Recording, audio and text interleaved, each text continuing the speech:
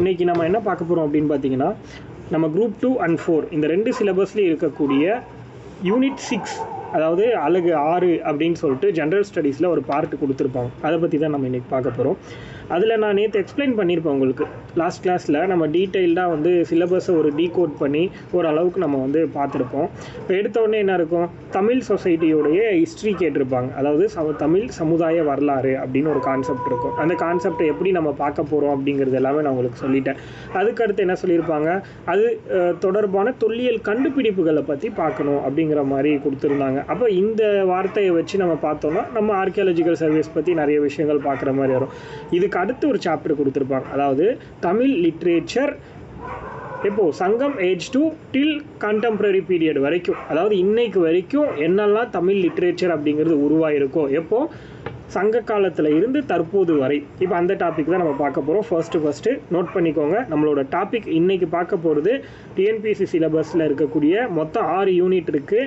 அந்த 6 யூனிட்டில் 6வது யூனிட் தான் நம்ம இன்றைக்கி பார்க்க போகிறோம். இந்த யூனிட்லேருந்து நமக்கு 20 கேள்விகள் வந்து எக்ஸாமில் வரும் அப்படின்னு சொல்லிட்டு சிலபஸில் மென்ஷன் பண்ணியிருக்காங்க. இதை தெளிவாக நோட் பண்ணிக்கோங்க. இதுதான் மேஜராக நமக்கு வந்து ரொம்ப முக்கியம். ஸோ தமிழ் இலக்கியம் சங்ககாலம் முதல் இக்காலம் வரை அப்படின்னு போட்டுக்கோங்க. இந்த சாப்டர் வந்து ஃபுல் அண்ட் ஃபுல் தமிழில் தான் நம்ம பார்க்க போகிறோம். கம்பைன் லாங்குவேஜ் கிடையாது. ஏன் அப்படின்னா இது வந்து தமிழ் அப்படிங்கிறதுனால, ஓகேவா, சப்ஜெக்டே தமிழ் அப்படிங்கிறதுனால சில வேர்ட்ஸ் உங்களுக்கு புரியறதுக்காக இங்கிலீஷில் மேபி வரும், அதை யூஸ் பண்ணிக்கலாம் நீங்கள். தமிழ் இலக்கியம் சங்ககாலம் முதல் இக்காலம் வரை, தமிழ் லிட்ரேச்சர் சங்கம் ஏஜ் 2 டில் கண்டெம்பரரி பீரியட் அல்லது டில் நவ் அப்படின்னு போட்டாலும் ஓகே தான்.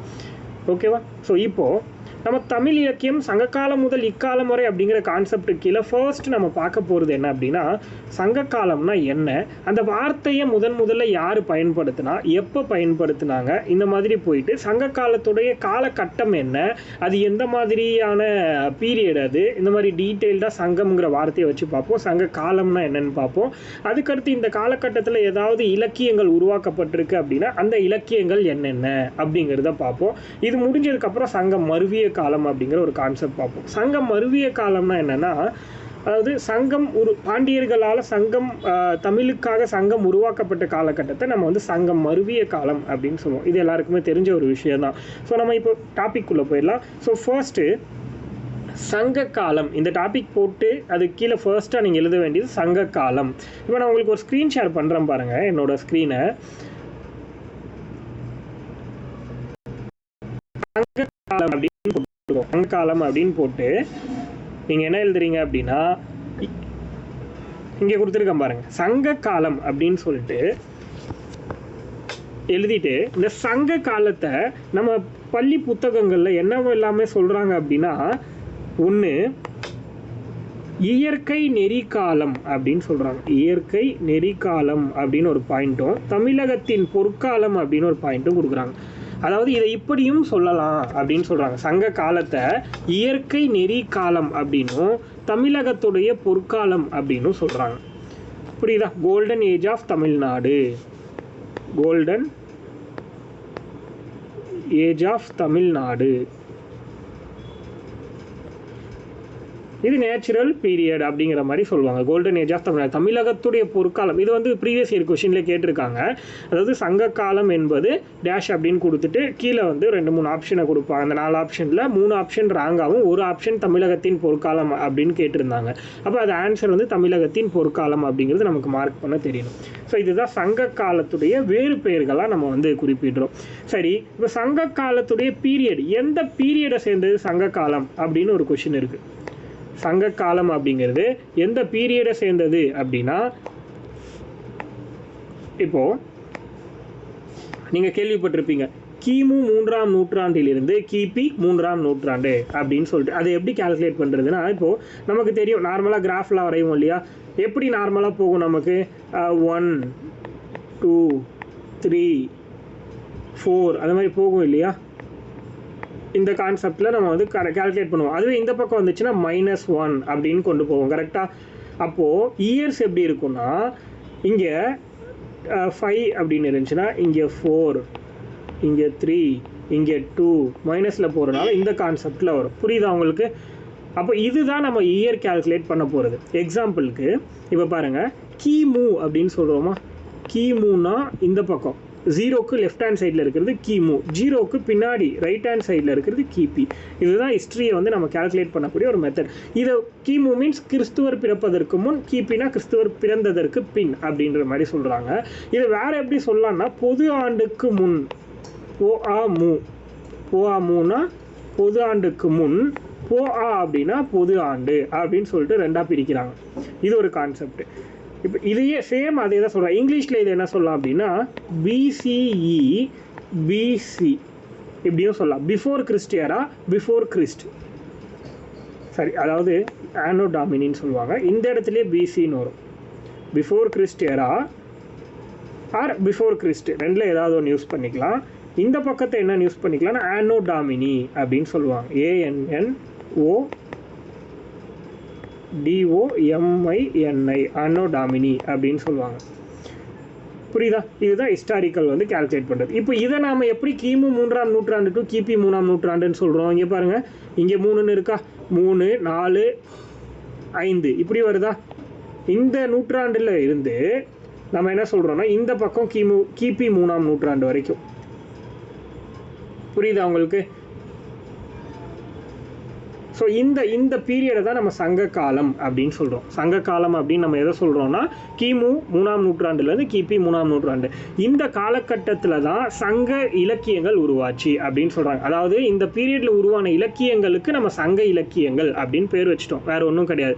பட் ஆனால் இன்னொரு விஷயம் என்ன சொல்ல வராங்க அப்படின்னா சங்க காலம் அப்படிங்கிறது கிமு 3ஆம் நூற்றாண்டுலேருந்து கிபி 3ஆம் நூற்றாண்டு தான். பட் ஆனால் சங்க இலக்கியங்களோட காலம் அப்படிங்கிறது என்ன சொல்ல வராங்க அப்படின்னா கிமு 6ஆம் நூற்றாண்டுலேருந்து கிபி 3ஆம் நூற்றாண்டுன்னு சொல்கிறாங்க. கிட்டத்தட்ட அதுக்கும் 300 ஆண்டுகளுக்கு முன்னாடியே சங்க இலக்கியங்கள் உருவாகி இருக்கலாம் அப்படின்னு ஒரு குறிப்பு இருக்குது. ஓகேவா? இப்போ இதை நோட் பண்ணிக்கோங்க. ஃபஸ்ட்டு இதோட காலம், அதாவது டியூரேஷன், சங்க காலத்துடைய கால அளவு அல்லது டியூரேஷன் அப்படின்னு போட்டு கிமு 3ஆம் நூற்றாண்டிலிருந்து கிபி 3ஆம் நூற்றாண்டு வரை. இது ஒரு ரொம்ப முக்கியமான பாயிண்ட், ரொம்ப தேவையான பாயிண்ட்டும் கூட. இதை நோட் பண்ணிக்கோங்க. கிமு 3ஆம் நூற்றாண்டு டு கிபி 3ஆம் நூற்றாண்டு.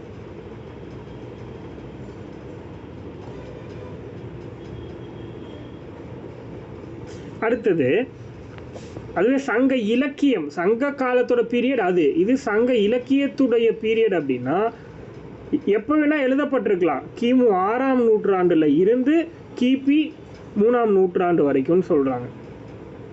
புரியுதா? இது வந்து இந்த முன்னாடியே எழுதப்பட்ட நூல்கள், ஆனால் அதை கிடைச்சி தொகுத்து இந்த காலகட்டத்துக்கு இடைப்பட்ட நூலாக அதை வந்து இன்சர்ட் பண்ணி வச்சுருக்காங்க அப்படின்னு சொல்கிறாங்க. அதனால தான் இந்த இடைப்பட்ட காலத்திற்குரியது அப்படின்னு சொல்கிறாங்க. கிளியரா? அடுத்தது சொல்ல அப்படியே நீங்கள் நோட் பண்ணிக்கணும்.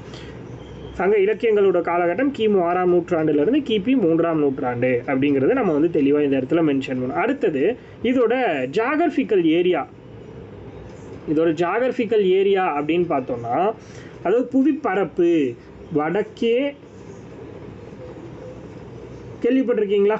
வடக்கே வேங்கடம் முதல், வடக்கே வேங்கடம்னா திருப்பதி, ஆந்திராவில் இருக்கிற திருப்பதி, வடக்கே வேங்கடம் முதல் தெற்கே குமரி வரை, தெற்கே குமரி கன்னியாகுமரின்னு சொல்லுவோம் இல்லையா?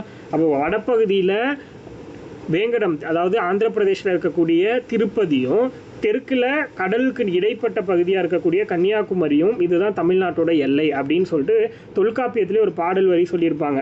என்ன அப்படின்னு பார்த்தீங்கன்னா வட வேங்கடம் தென்குமரி ஆயிடை தமிழ் கூறும் நல்லுலகம் அப்படின்னு ஒரு பாடல் வரி. இது வந்து தொல்காப்பியத்தில் சொல்லப்பட்டிருக்கும். இதையும் நம்ம பார்ப்போம். ஸோ அப்போது இந்த மாதிரி அந்த முதல்ல கிடைச்ச அந்த தொல்காப்பியங்கிற நூல்லையே சொல்லப்பட்டிருக்கு அப்படின்னா அப்போது அதோடைய எல்லைகளை நம்ம பாதுகாக்கணும் இல்லையா? அந்த எல்லைகளை பாதுகாத்தவங்களுக்கான தினம் தான் நவம்பர் 1ஆம் தேதியை நம்ம வந்து எல்லை பாதுகாப்பு தினமாக கொண்டாடுறோம் தமிழ்நாட்டில். பட் அப்படி இருந்தும் எவ்வளவோ போராடியும் கூட நமக்கு இந்த வேங்கடம் அப்படிங்கிறது கிடைக்காம போயிடுச்சு. அதுக்கு பதிலாக திருத்தணிங்கிற ஒரு ஏரியா வந்து தமிழ்நாட்டு கூட சேர்ந்துருச்சு. ஆனால் நமக்கு திருப்பதிங்கிறது கிடைக்காமே போயிடுச்சு. அது ஆந்திர பிரதேஷ்க்கு கிடைச்சிச்சு. அதுக்கு பராஸ்கர் கமிஷன் அப்படின்னு ஒரு கமிட்டி போட்டு அவங்களுக்கு கொடுத்துட்டாங்க. அதெல்லாம் நம்ம இப்போ எழுத வேண்டாம், ஜஸ்ட் தெரிஞ்சுக்கோங்க. ஸோ அப்போ நம்ம வந்து பழங்காலத்து நூல்கள் இவங்க மட்டும் கிடையாது, சிலப்பதிகாரம்ல கூட இந்த இன்ஃபர்மேஷன் கொடுத்துருப்பாங்க. வடப்பகுதி வந்து வேங்கட மலைனும் தென்பகுதி வந்து குமரி மலைனும். ஆனாலும் இன்னைக்கு நம்மளோட வடப்பகுதி அப்படிங்கிறது வேங்கட மலை கிடையாது, திருத்தணி தான் நமக்கு வடப்பகுதியாக இருக்கும் அப்படிங்கிறதையும் நான் இந்த இடத்துல சொல்கிறேன். அடுத்தது இதோட பீரியட் காலம் என்ன காலம் அப்படின்னா அயானிக் ஏஜ் அப்படின்னு சொல்லுவாங்க. இரும்பு காலம், இரும்பு காலகட்டத்தை சேர்ந்த ஒரு பண்பாடு இரும்பு காலம். சங்க காலம்ங்கிறது எந்த காலம்னா இரும்பு காலம் அப்படின்னு சொல்லி எழுதிக்கோங்க. சங்க காலம் என்பது இரும்பு காலம். இது எந்த பண்பாடுன்னு கேட்கலாம். கல்ச்சர். இது இந்த காலகட்டம் வந்து என்ன டைப் ஆஃப் கல்ச்சர் அப்படின்னா பெருங்கற்கால பண்பாடு அப்படின்னு சொல்கிறாங்க. என்ன பண்பாடு அப்படின்னா பெருங்கற்கால பண்பாடு. இதெல்லாம் வந்து 7வது புத்தகத்திலே இருக்கும். நம்ம எல்லாம் மிக்ஸ் பண்ணி தான் சொல்லுவோம். பெருங்கற்கால பண்பாடு. ஒரு டீச்சர் கொடுக்குற நோட்ஸ் எப்படி இருக்கணும் அப்படின்னா ஸ்கூல் புக்கில் இருக்கிற கம்ப்ளீட் நோட்ஸ் கொடுத்துடணும், ப்ளஸ் எக்ஸ்ட்ரா அதர் சோர்ஸஸில் இருக்கிற இம்பார்ட்டன்ட் பாயிண்ட்டை கொடுத்துடணும். அதுதான் ஒரு ஃபேக்கல்ட்டியோட ஒரிஜினலான டீச்சிங் அப்படின்றது. ஸோ பெருங்கற்கால பண்பாடு அப்படின்னு சொல்லுவோம். அதாவது மெகாலித்திக் ஏஜ், இங்கிலீஷில் சொல்லணும்னா மெகாலித்திக் ஏஜ் அப்படின்னு சொல்லுவோம். Megalithic age. இவங்களுடைய கவர்மெண்ட் சிஸ்டம் எப்படி இருந்துச்சு அப்படின்னு நம்ம தெரிஞ்சுக்கணும். கவர்மெண்ட் சிஸ்டம்னா என்னது? அரசாங்க முறை எப்படி இருந்துச்சு அப்படிங்கிற கான்செப்ட். அரசாங்க முறை பொறுத்த வரைக்கும் இவங்கக்கிட்ட மொனார்ச்சிக்கல் சிஸ்டம் அப்படின்னு சொல்கிறாங்க. முடியாட்சி அப்படின்னு சொல்லுவாங்க இல்லையா, கேள்விப்பட்டிருப்பீங்க. அதாவது அவங்க குடும்பமே ஆட்சி பண்ணுறது. அப்பா இறந்தா அடுத்து பையன், அவன் இறந்தா அவனோட பையன், அந்த மாதிரி. எக்ஸாம்பிள் மொனார்ச்சிக்கல் அப்படின்னு எடுத்துக்கிட்டோன்னா நமக்கு MONARCHICAL மொனார்ச்சிக்கல் சிஸ்டம் ஆஃப் கவர்மெண்ட் அப்படின்னு சொல்கிறாங்க. அதாவது முடியாட்சி அடிப்படையிலான அரசாங்கம். இதுதான் எக்ஸாம்பிளுக்கு வந்து சேர, சோழ, பாண்டியன் நம்ம சொல்கிறோம் இல்லையா, இவங்க தான் வந்து அந்த மொனார்ச்சிக்கல் சிஸ்டம் தமிழ்நாட்டில் உண்டாகிறதுக்கு முக்கிய காரணமாக இருந்தவங்க. இவங்களோட குடும்பத்தை வச்சு இவங்க வந்து தமிழ்நாடு முழுக்க ஆட்சி பண்ணியிருப்பாங்க அப்படிங்கிறது தான் இதில் முக்கியமான ஒரு விஷயம். இப்போ என்ன கவர்மெண்ட் சிஸ்டம், அரசு முறை என்னது அப்படின்னா முடியாட்சி அப்படின்னு சொல்கிறாங்க. ஆட்சி பண்ணவங்க யார்? சேர, சோழ, பாண்டியர்கள். ஏன்னா சங்க காலத்தில் ஆட்சி புரிஞ்சவங்க இவங்க தான், வேறு யாரும் கிடையாது. ஸோ இதுவும் நமக்கு வந்து தெளிவாக தெரியணும். இதில் எந்த டவுட்டும் இருக்கக்கூடாது. அடுத்தது சில நோட்ஸ், அதை நோட் பண்ணிக்கோங்க.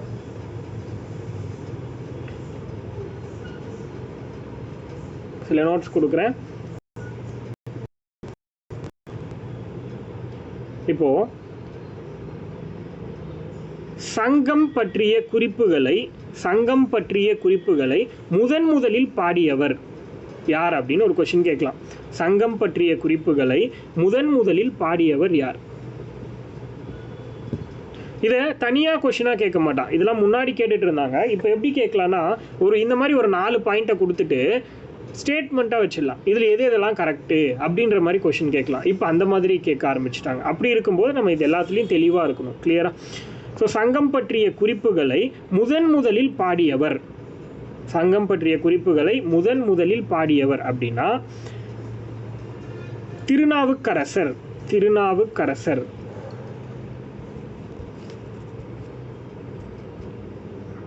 திருநாவுக்கரசர் தெரியலனா நான் கமெண்ட்டில் போட்டிருக்கேன், அதுலேயும் கூட ஒரு தடவை பார்த்துக்கோங்க.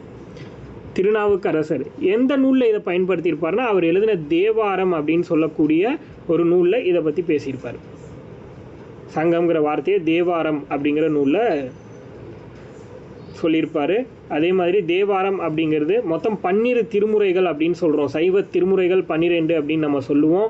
அதில் பார்த்திங்கன்னா தேவாரம்ங்கிறது முதல் 7 திருமுறைகளை கொண்டது. அதுலேயும் திருநாவுக்கரசருடையது 4, 5, 6 அப்படின்னு சொல்லக்கூடிய 3 திருமுறைகள் கொண்டது தான் இவரோடது அப்படின்னு நம்ம சொல்லுவோம். அதுவும் நம்ம வந்து பக்தி இலக்கியங்கள்னு ஒரு கான்செப்டில் வந்து டீட்டெயில்டாக பார்ப்போம். அதனால் இங்கே நீங்கள் எழுதணும்னு அவசியம் கிடையாது.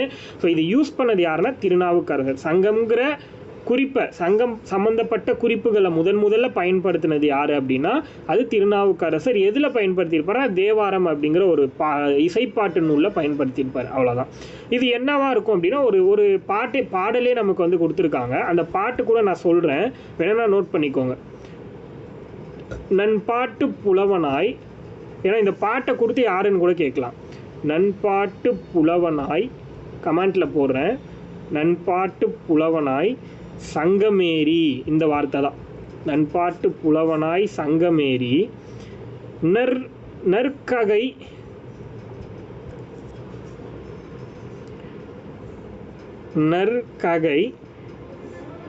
கீழி நற்கரை அதாவது நற்ககைக்கு ஈலி அப்படின்னு படிக்கிற மாதிரி வரும் அது. பட் நம்ம இந்த இடத்துல பிரித்து உங்களுக்கு எப்படி இருக்கோ அதே மாதிரி நான் கொடுக்குறேன், நீங்கள் நோட் பண்ணிக்கோங்க. பாடல் இப்படி தான் உங்களுக்கு கேட்குறதுக்கான வாய்ப்பு இருக்குது. தருமிக்கு அருளி அப்படின்னு வரும்.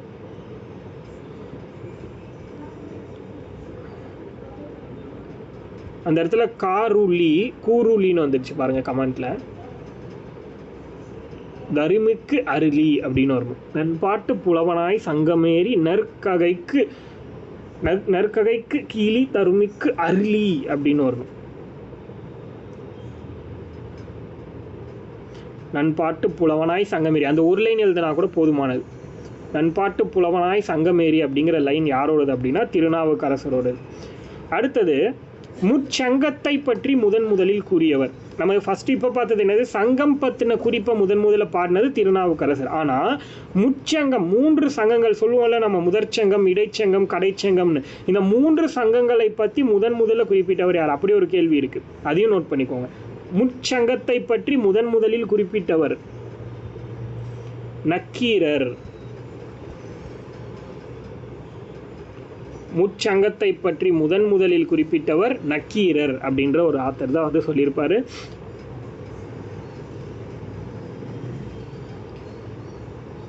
நமக்கு 3 சங்கம், முதற்சங்கம், இடைச்சங்கம், கடைச்சங்கம் அப்படின்னு 3 சங்கங்கள் நடந்துச்சு அப்படிங்கிறது நமக்கு தெரியும்.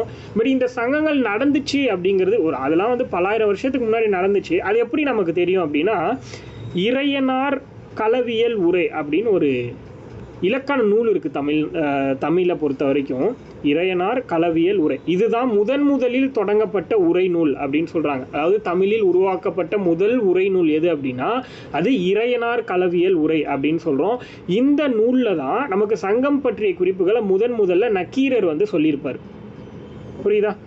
இறையனார் களவியல் உரைன்னு சொல்லக்கூடிய இந்த நூலில் தான் முதல்ல சங்கம் பற்றின, முச்சங்கத்தை பற்றின குறிப்பை நக்கீரர் வந்து சொல்லியிருப்பார். அப்போ நக்கீரர், இறையனார் களவியல் உரையுடைய ஆசிரியர் யாருன்னா நக்கீரர் அப்படிங்கிறதும் தெரியணும். முச்சங்கத்தை பற்றி முதல்ல சொன்னது யாருன்னாலும் நக்கீரர் அப்படிங்கிறது உங்களுக்கு கிளியராக தெரியணும். எழுதியிருப்பீங்கன்னு நினைக்கிறேன். அடுத்தது சங்கத்தமிழ் அப்படின்னு ஒரு வார்த்தை. சங்கம்ங்கிற வார்த்தை வருதா? சங்கத்தமிழ்ங்கிறதுல சங்கம்ங்கிற ஒரு வார்த்தை வருது இல்லையா? இந்த வார்த்தையை ஆண்டாள் பயன்படுத்தியிருப்பாங்க. இந்த வார்த்தையை ஆண்டாள் வந்து பயன்படுத்தியிருக்காங்க. எங்கே பயன்படுத்தியிருக்காங்க? திருப்பாவை அப்படிங்கிற தன்னோட நூலில். திருப்பாவை அப்படிங்கிற நூலை என்ன சொல்லுவாங்கன்னா சங்கத்தமிழ் அப்படின்னே சொல்லுவாங்க. புரியுதா? சங்கத்தமிழ் என அழைக்கப்படும் நூல் எது அப்படின்னே டைரக்ட் கொஸ்டின் கேட்கலாம். திருப்பாவையை சங்கத்தமிழ் அப்படிங்கிற ஒரு பெயர் சொல்லி நம்ம சொல்ல முடியும் அப்படிங்கிறது ஒரு குறிப்பாக இந்த இடத்துல நீங்கள் எழுதிக்கணும். ஆண்டாளுடைய திருப்பாவை அப்படிங்கிற நூலில் சங்கத்தமிழ்ங்கிற வார்த்தையை பயன்படுத்தியிருப்பாங்க. அப்போ சங்க முத்தமிழ்னு ஒரு வார்த்தை இருக்குது. சங்க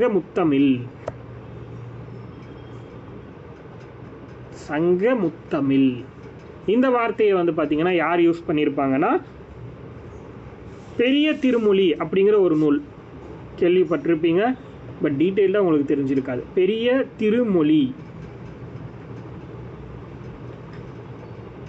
பெரிய திருமொழிங்கிற நூலில் திருமங்கை ஆழ்வாரால் பயன்படுத்தப்பட்டிருக்கும். ஆழ்வார்கள் 12 அப்படின்னு நம்ம பார்ப்போம். அதில் இருக்கக்கூடிய திருமங்கை ஆழ்வார் அப்படிங்கிறவங்க தான் பெரிய திருமொழிங்கிற நூலில் சங்க முத்தமிழ்ங்கிற ஒரு வார்த்தையை பயன்படுத்தியிருப்பாங்க.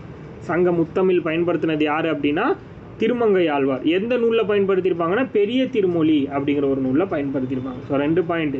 திருப்பாவையில் ஆண்டாள் வந்து சங்க தமிழ்ங்கிற வார்த்தையை பயன்படுத்தியிருப்பாங்க. அதே மாதிரி பெரிய திருமொழிங்கிற நூலில் திருமங்கை ஆழ்வார் சங்க முத்தமிழ்ங்கிறத பயன்படுத்தியிருப்பாங்க. இந்த 2 பாயிண்ட்டுமே ரொம்ப முக்கியமான பாயிண்ட். இது வந்து உங்களுக்கு ஸ்கூல் புக்கில் கிடையாது இந்த 2 பாயிண்ட்டும். இது உங்களுக்கு வெளியே கிடைக்கக்கூடிய ஒரு பாயிண்ட்டு, அதாவது தேவிரா புத்தகத்தில் கிடைச்ச ஒரு பாயிண்ட்டு, ரொம்ப முக்கியமான பாயிண்ட்டு. அடுத்தது இது இல்லாமல் ஒரு காப்பர் பிளேட்டில், ஒரு காப்பர்னால் அப்போ வந்து செப்பேடுன்னு சொல்லுவாங்க, அதிலெல்லாம் எழுதி வைப்பாங்க. அப்போ கிடைக்கக்கூடிய செப்பேடுகள்லாம் கூட வந்து சிலது வந்து பொறிச்சு வைப்பாங்க. அது நம்ம என்ன சொல்கிறோம் அப்படின்னா காப்பர் இன்ஸ்கிரிப்ஷன் அல்லது செப்பேடு அப்படின்னு சொல்கிறோம். அதை வந்து இப்போது நான் சொல்கிற ஒரு இன்ஃபர்மேஷன் சின்னமனூர் செப்பேடுங்கிறதுல இருக்கும் அப்படிங்கிறத நமக்கு கொடுத்துருக்காங்க. மகாபாரதம் கிடையாது, மாபாரதம். நான் கமெண்ட்டில் போடுறேன். மாபாரதம் தமிழ் படுத்தும்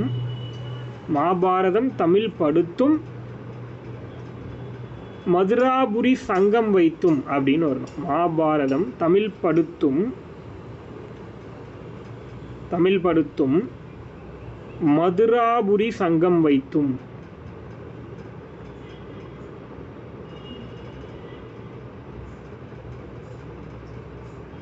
இதான் அந்த லைன். மாபாரதம் தமிழ் படுத்தும் மதுராபுரி சங்கம் வைத்தும். இந்த லைன் எங்கே இருக்குன்னு கேட்பாங்க. இது வந்து பார்த்திங்கன்னா சின்னமனூர் செப்பேடு.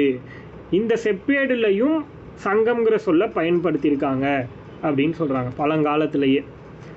மாபாரதம் தமிழ் படுத்தும் மதுராபுரி சங்கம் வைத்தும் அப்படிங்கிற ஒரு பாடல் வரியில், அதாவது இது வந்து பொறிக்கப்பட்ட ஒரு வரி, பாடல்னு சொல்ல முடியாது, இந்த காப்பர் பிளேட்டில் ஒரு செதுக்கப்பட்ட ஒரு வரி.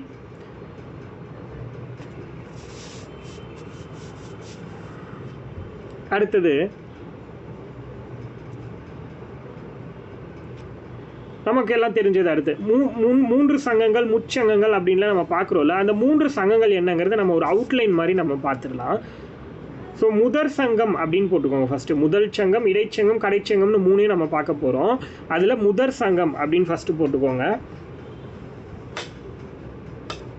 முதற் சங்கம் அப்படின்னா இது எங்கே நடந்துச்சுன்னா தென் மதுரையில் நடந்துச்சு. முதற் சங்கம்ங்கிறது எங்கே நடந்துச்சுன்னு கேட்டாங்கன்னா தென் மதுரை.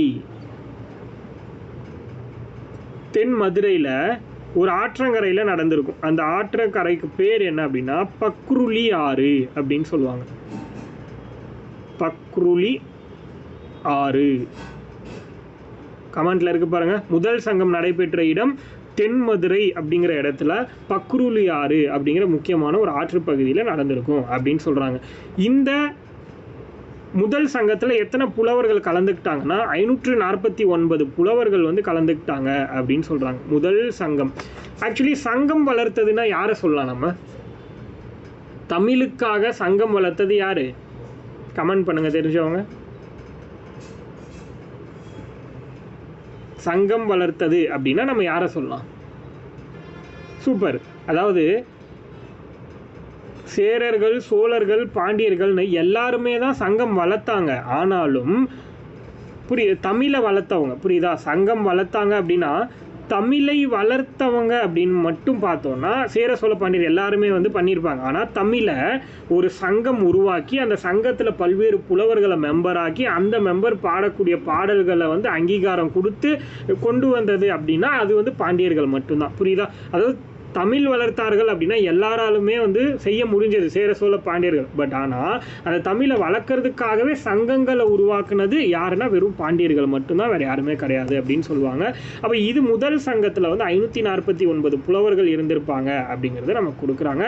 இது எத்தனாயிரம் ஆண்டுகள் தொடர்ந்து நடைபெற்றது அப்படின்னா 4440 ஆண்டுகள் வந்து தொடர்ந்து நடைபெற்று கொண்டிருந்துச்சுன்னு சொல்கிறாங்க. இந்த முதல் சங்கம் அழிவே இல்லாமல் 4440 வருஷம் நடந்துச்சான் இந்த முதல் சங்கம். இந்த சங்கம் நடந்துட்டு இருந்த அப்போ உருவாக்கப்பட்ட நூல், நம்ம முதலில் கிடைக்கப்பெற்ற நூல் அப்படின்லாம் நம்ம சொல்கிறோம்ல, பட் அதுக்கு முன்னாடியே ஒரு நூல் இருக்குது. இந்த காலகட்டமில் முதல் சங்கம் நடந்த காலகட்டமில் இயற்றப்பட்ட நூல் என்ன அப்படின்னா அகத்தியம் அப்படின்னு சொல்லுவாங்க. ஆக்சுவலி நம்ம எல்லாருக்கும் தெரிஞ்சது வந்து தொல்காப்பியம் தான். ஏன்னா தொல்காப்பியம் தான் முதலில் கிடைக்கப்பட்ட ஒரு இலக்கண நூல் அப்படின்னு நம்ம சொல்கிறோம். ஆனால் அதுக்கு முன்னாடியே எழுதப்பட்டது அகத்தியம் அப்படிங்கிற ஒரு நூல். பட் என்ன விஷயம்னா அகத்தியம்ங்கிற நூல் நமக்கு முழுமையாக கிடைக்கல. தேடி பார்த்தும் முழுமையாக நமக்கு அந்த நூல் கிடைக்கல. முழுமையாக கிடைச்ச ஒரே நூல் எது அப்படின்னா தொல்காப்பியம். அதனால அதுதான் முதலில் கிடைக்கப்பெற்ற நூல் அப்படின்னு நம்ம சொல்கிறோம். பட் ஆனால் முதலில் எழுதப்பட்ட இலக்கண நூல்னால் அது அகத்தியம் தான், புரியுதா? பட் முதலில் முழுவதுமாக கிடைக்கப்பெற்ற நூல்னு கேட்டால் தான் நம்ம தொல்காப்பியம் அப்படிங்கிறத சொல்லணும். இந்த 2 டிஃப்ரென்ஸ் மட்டும் நல்லா பார்த்துக்கோங்க, அது ரொம்ப முக்கியம். அடுத்தது இவங்களை வந்து யார் முதல் யார் வரைக்கும் சங்கம் வளர்த்தாங்க அப்படின்னு கேட்குறாங்க. இப்போ 549 பேர் அப்படிங்கிறது நமக்கு தெரியும். அவங்க யார் அப்படின்னா காய்சின வழுதி முதல், இதெல்லாம் நமக்கு புக்கில் இருக்கிறது அதனால தேவை. காய்சின வழுதி முதல் கடுங்கோன் வரை அப்படின்னு ஒரு கான்செப்ட் இருக்கும். காய்சின வழுதி முதல் கடுங்கோன் வரை இவங்க எல்லாம் தான் வந்து முதல் சங்கத்தை வளர்த்துருப்பாங்க அப்படின்னு ஒரு குறிப்பு நமக்கு இருக்கு. அதுக்கடுத்து இடைச்சங்கம். முதல் சங்கம் முடிஞ்சது, அடுத்து இடைச்சங்கம்.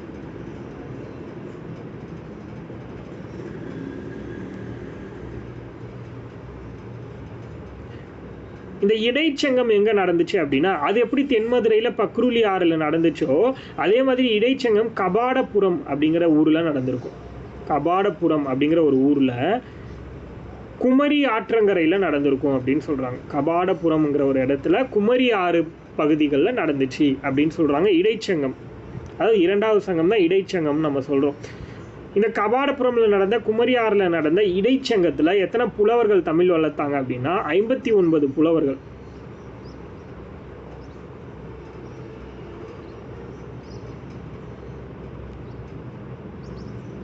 மொத்தமாக 59 புலவர்கள் தமிழ் வளர்த்தாங்கன்னு சொல்கிறாங்க. இது எத்தனாயிரம் வருடங்கள் கண்டினியூவாக இருந்துச்சுன்னா 3000 வருடங்கள் வந்து கண்டினியூவாக இருந்துச்சுன்னு சொல்கிறாங்க. தொடர்ந்து இயங்கிய காலகட்டம் 3000 ஆண்டுகள். இந்த பீரியடில் தான் தொல்காப்பியம்ங்கிற நூல் உருவாக்கப்பட்டுச்சு. புரியுதா? அப்போது முதல் சங்கம் பீரியட்லேயே அகத்தியம் உருவாயிருச்சு. 2வது சங்கத்தோட பீரியட், அதாவது இடைச்சங்கத்தில் தான் என்ன உருவாச்சு அப்படின்னா தொல்காப்பியம்ங்கிற ஒரு நூல் உருவாகுது அப்படிங்கிறது இந்த இடத்துல கொடுக்குறாங்க. இந்த பீரியடில் தமிழ் வளர்த்தது யார் அப்படின்னா, அந்த புலவர்களோட ஆர்டர்ஸ் என்ன சொல்லுவோம் அப்படின்னா, வெண்டேர் செலியன் முதல்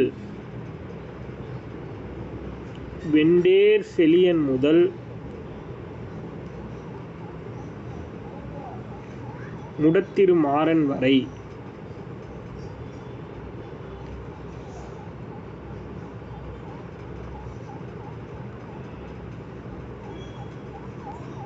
வெண்டேர் செலியன் முதல் முடத்திருமாறன் வரை.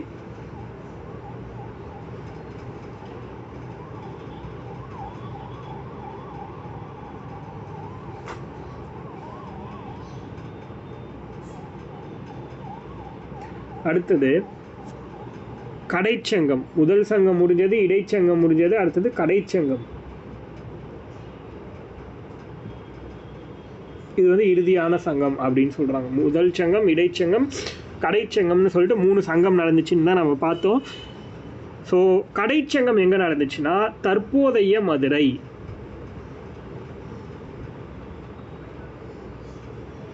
தற்போதைய மதுரையில் தான் கடைச்சங்கம் ஒரு கான்செப்ட் வந்து நடந்துச்சு அப்படின்னு சொல்கிறாங்க. இது இந்த தற்போதைய மதுரையில் வைகை ஆற்றங்கரையில் நடந்திருக்கும் அப்படின்னு ஒரு நோட்ஸ் நமக்கு கொடுக்குறாங்க. வைகை ஆறு எங்கே நடந்துச்சு அப்படின்னா வைகை ஆறு.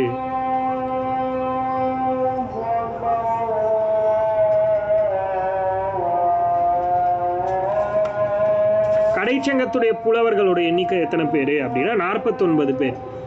கடைச்சங்கத்தின் புலவர்களின் எண்ணிக்கை 49 பேர். மொத்தமாக 49 புலவர்கள். இங்கே யாரெல்லாம் இருந்திருப்பாங்க அப்படி, இது வந்து 1850 ஆண்டுகள் வரைக்கும் இருந்துச்சுன்னு சொல்கிறாங்க. 1850 ஆண்டுகள் நடந்துச்சு அப்படிங்கிறத நமக்கு கொடுக்குறாங்க.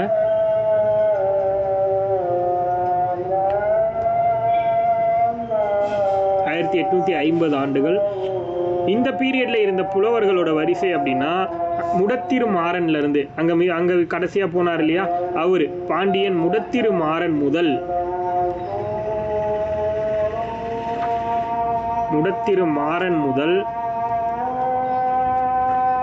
உக்கிர பெருவழுதி வரை.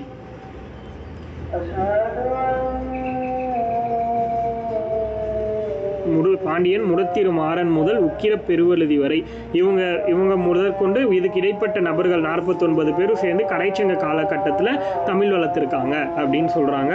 இது எல்லாத்தையும் நீங்க தெளிவா தெரிஞ்சுக்கணும்னா இந்த திருக்குறள் அப்படிங்கிற ஒரு படம் சொன்னோம் இல்லையா, அது பார்த்தீங்கன்னா இந்த நம்ம படிக்கிற நிறைய விஷயம் அதில் வரும். யாரெல்லாம் பார்த்தீங்க? இந்த படத்தை பற்றி நான் சர்ச் பண்ணி பார்த்தேன், இல்லை டவுன்லோட் பண்ணேன், அந்த படத்தையே பார்த்துட்டேன். 3 பேரில் யார் இருக்கீங்க சொல்லுங்கள் பார்ப்போம். ஒரு விஷயம் சொன்னால் எப்படி ஒபே பண்ணுறீங்கன்னு தெரிஞ்சுக்கலாம். சூப்பர். பார்த்தீங்களா படத்தை?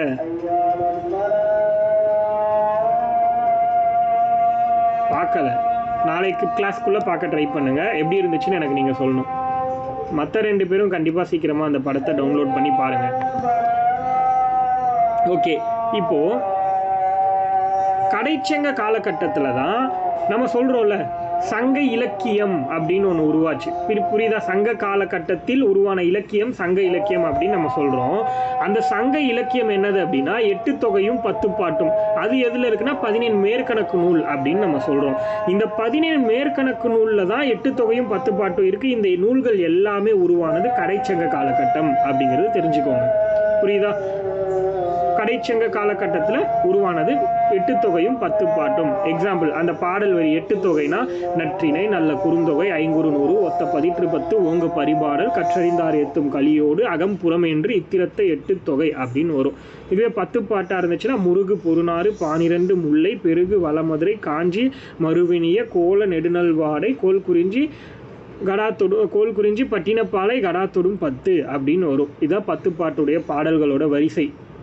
பாட்டியல் நூல்களில் இதோட வரிசையை கொடுத்துருப்பாங்க. இது எல்லாமே நான் உங்களுக்கு சொல்கிறேன் லைன் பை லைனாக. இன்னும் நம்ம போக வேண்டியது நிறைய இருக்குது. இப்போ நான் சொன்னது 8 தொகையும் 10 பாட்டும். இது மட்டும்தான் சங்க இலக்கிய நூல்கள். புரியுதா? அப்போது சங்க இலக்கிய நூல்கள்னால் எது? 17 மேற்கணக்கு நூல்களுக்கு கீழே இருக்கக்கூடிய 8 தொகையும் 10 பாட்டும் மட்டும்தான், வேற நூல்கள் கிடையாது. புரியுதா? இப்போ திருக்குறள்ங்கிறது சங்க இலக்கியமா அப்படின்னா என்ன சொல்வீங்க? S R no? திருக்குறள்ங்கிறது சங்க இலக்கியமா? எஸ்ஆர் நோ போடுங்க பார்ப்போம். திருக்குறள் சங்க இலக்கியமா? நோ. ஏன்னா அது சங்கம் மருவிய காலத்தில் உருவான இலக்கியம். தட் மீன்ஸ் இந்த சங்கங்கள் உருவாக்கப்பட்டுச்சு இல்லையா? முதற் சங்கம், இடைச்சங்கம், கடைச்சங்கம், இது உருவாகின அதுக்கப்புறம் பிற்காலத்தில் உருவான நூல்கள். அதனால தான் அது சங்கம் மருவிய காலம் அப்படின்னு நம்ம சொல்கிறோம். கிளியரா? அடுத்தது, 3 சங்கங்கள் நிலவின என்ற செய்தி இடம்பெற்ற நூல் எது? நான் ஆல்ரெடி இதுக்கான ஆன்சர் உங்களுக்கு சொல்லியிருக்கேன். கமெண்ட் பண்ணுங்க பார்ப்போம். 3 சங்கங்கள், அதாவது முச்சங்கங்கள் இருந்துச்சுங்கிற ஒரு செய்தியை முதல்ல ஒருத்தர் சொல்லியிருப்பாரு. அது எந்த நூலில் சொல்லியிருப்பாருன்னு சொல்லியிருப்பேன். இறையனார் அகப்பொருள் உரை அப்படின்னு ஒரு நூலில் சொல்லியிருப்பாருன்னு நான் சொன்னேன் ஆல்ரெடி. மறந்துட்டீங்களா இல்லை ஞாபகம் இருக்கான்னு யோசிச்சு பாருங்க. அதை வச்சு நீங்கள் ஆன்சர் பண்ணிக்கலாம். இறையனார் அகப்பொருள் உரைங்கிற நூலில் தான் முதல்ல 3 சங்கங்கள் நடந்துச்சுங்கிற செய்தி வந்து நமக்கு கிடைச்சிருக்கு அப்படின்னு சொல்கிறாங்க. அடுத்தது, குமரியை தாண்டியும் தமிழ் எல்லை இருந்துச்சு அப்படிங்கிறத சிலப்பதிகாரத்தில் சொல்கிறாங்க. அது எப்படிங்கிறத நான் உங்களுக்கு ஒரு ப்ரூஃப் காமிக்கிறேன் பாருங்கள். ஒரு மேப் மாதிரி வரைஞ்சி காமிக்கிறேன். என்னோடய ஸ்க்ரீன் மட்டும் பாருங்கள், தெரியும். குமரிக்கு அப்பாலும் இருந்துச்சு அப்படிங்கிறதுக்கான ஒரு ப்ரூஃப். இது வந்து இந்தியான்னு வச்சுக்கலாம் நம்ம. ஓகேவா? இப்போது இந்த இடத்துல நமக்கு வந்து ஸ்ரீலங்கா இருக்குது. ஓகேவா? இப்போது நல்லா நோட் பண்ணுங்கள். இந்த மேப்பை நல்லா பாருங்கள். இதுதான் வந்து பார்த்தீங்கன்னா குமரிக்கு அப்பால். குமரிங்கிறது என்னது? இந்த பாயிண்ட் தான் நம்ம வந்து குமரின்னு சொல்கிறோம். கன்னியாகுமரி அப்படிங்கிறது இந்த பாயிண்ட்டு.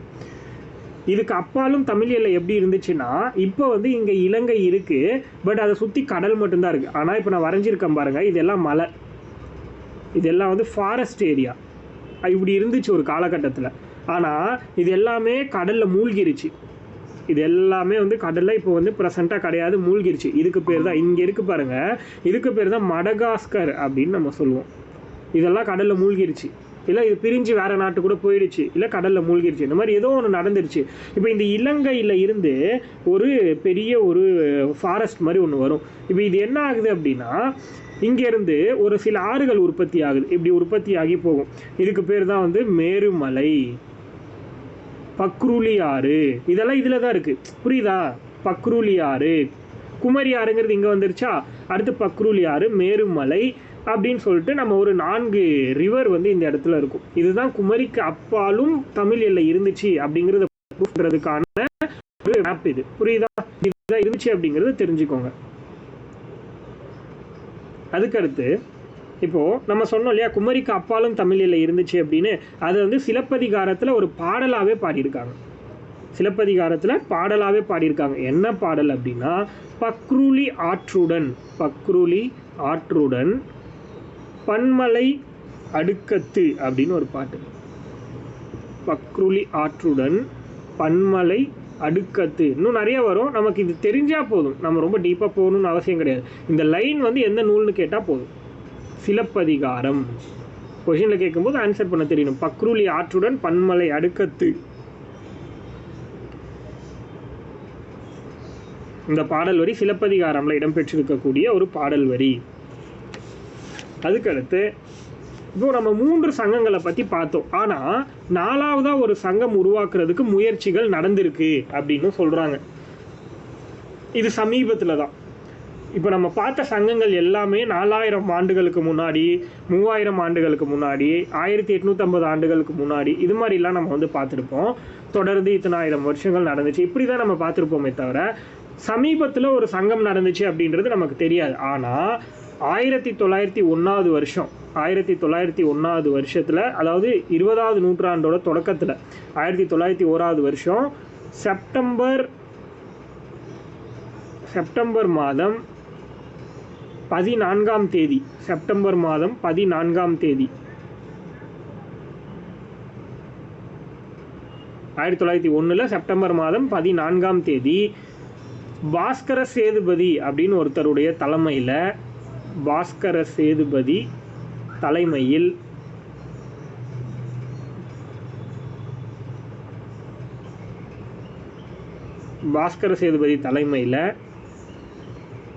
சேதுபதி உயர்நிலை பள்ளியில், பாஸ்கர சேதுபதி தலைமையில் சேதுபதி உயர்நிலை பள்ளியில்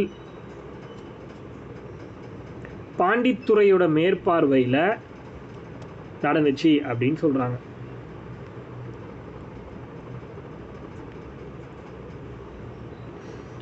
பாண்டித்துறை மேற்பார்வையில் 4வது சங்கம் நடந்துச்சு அப்படின்னு சொல்கிறாங்க. புரியுதா? இந்த ஒவ்வொரு வார்த்தையும் முக்கியம். என்னைக்குன்னா செப்டம்பர் 14, 1901 ட்ரை பண்ணியிருக்காங்க இப்படி 4வது சங்கம்னு ஒன்று உருவாக்கலான்னு. யாரோட தலைமையில்? பாஸ்கர சேதுபதியோட தலைமையில். எங்கே அப்படின்னா சேதுபதி உயர்நிலை பள்ளியில், மதுரையில் இருக்குது சேதுபதி உயர்நிலை பள்ளிங்கிறது. இது வந்து பார்த்தீங்கன்னா யாரோட மேற்பார்வையில்? பாண்டித்துறையுடைய மேற்பார்வையில் இது வந்து நடந்திருக்கு அப்படின்னு சொல்கிறாங்க. இதை உருவாக்கலாம் அப்படின்னு இதுக்கு ஹெல்ப் பண்ணவங்க ஒரு 3 நபர்கள் இருக்காங்க. அவங்க யாருன்னு கண்டிப்பாக நீங்கள் தெரிஞ்சுக்கணும். உதவியவர்கள் அப்படின்னு போட்டு இவங்களை எழுதிக்கோங்க. ஊவேசா, உத்தமதானபுரம் வெங்கட சுப்புவின் மகனார் சாமிநாதன் அப்படின்னு சொல்லுவோம். ஊவேசா அப்படிங்கிறவர். அடுத்தது ராகவனார்,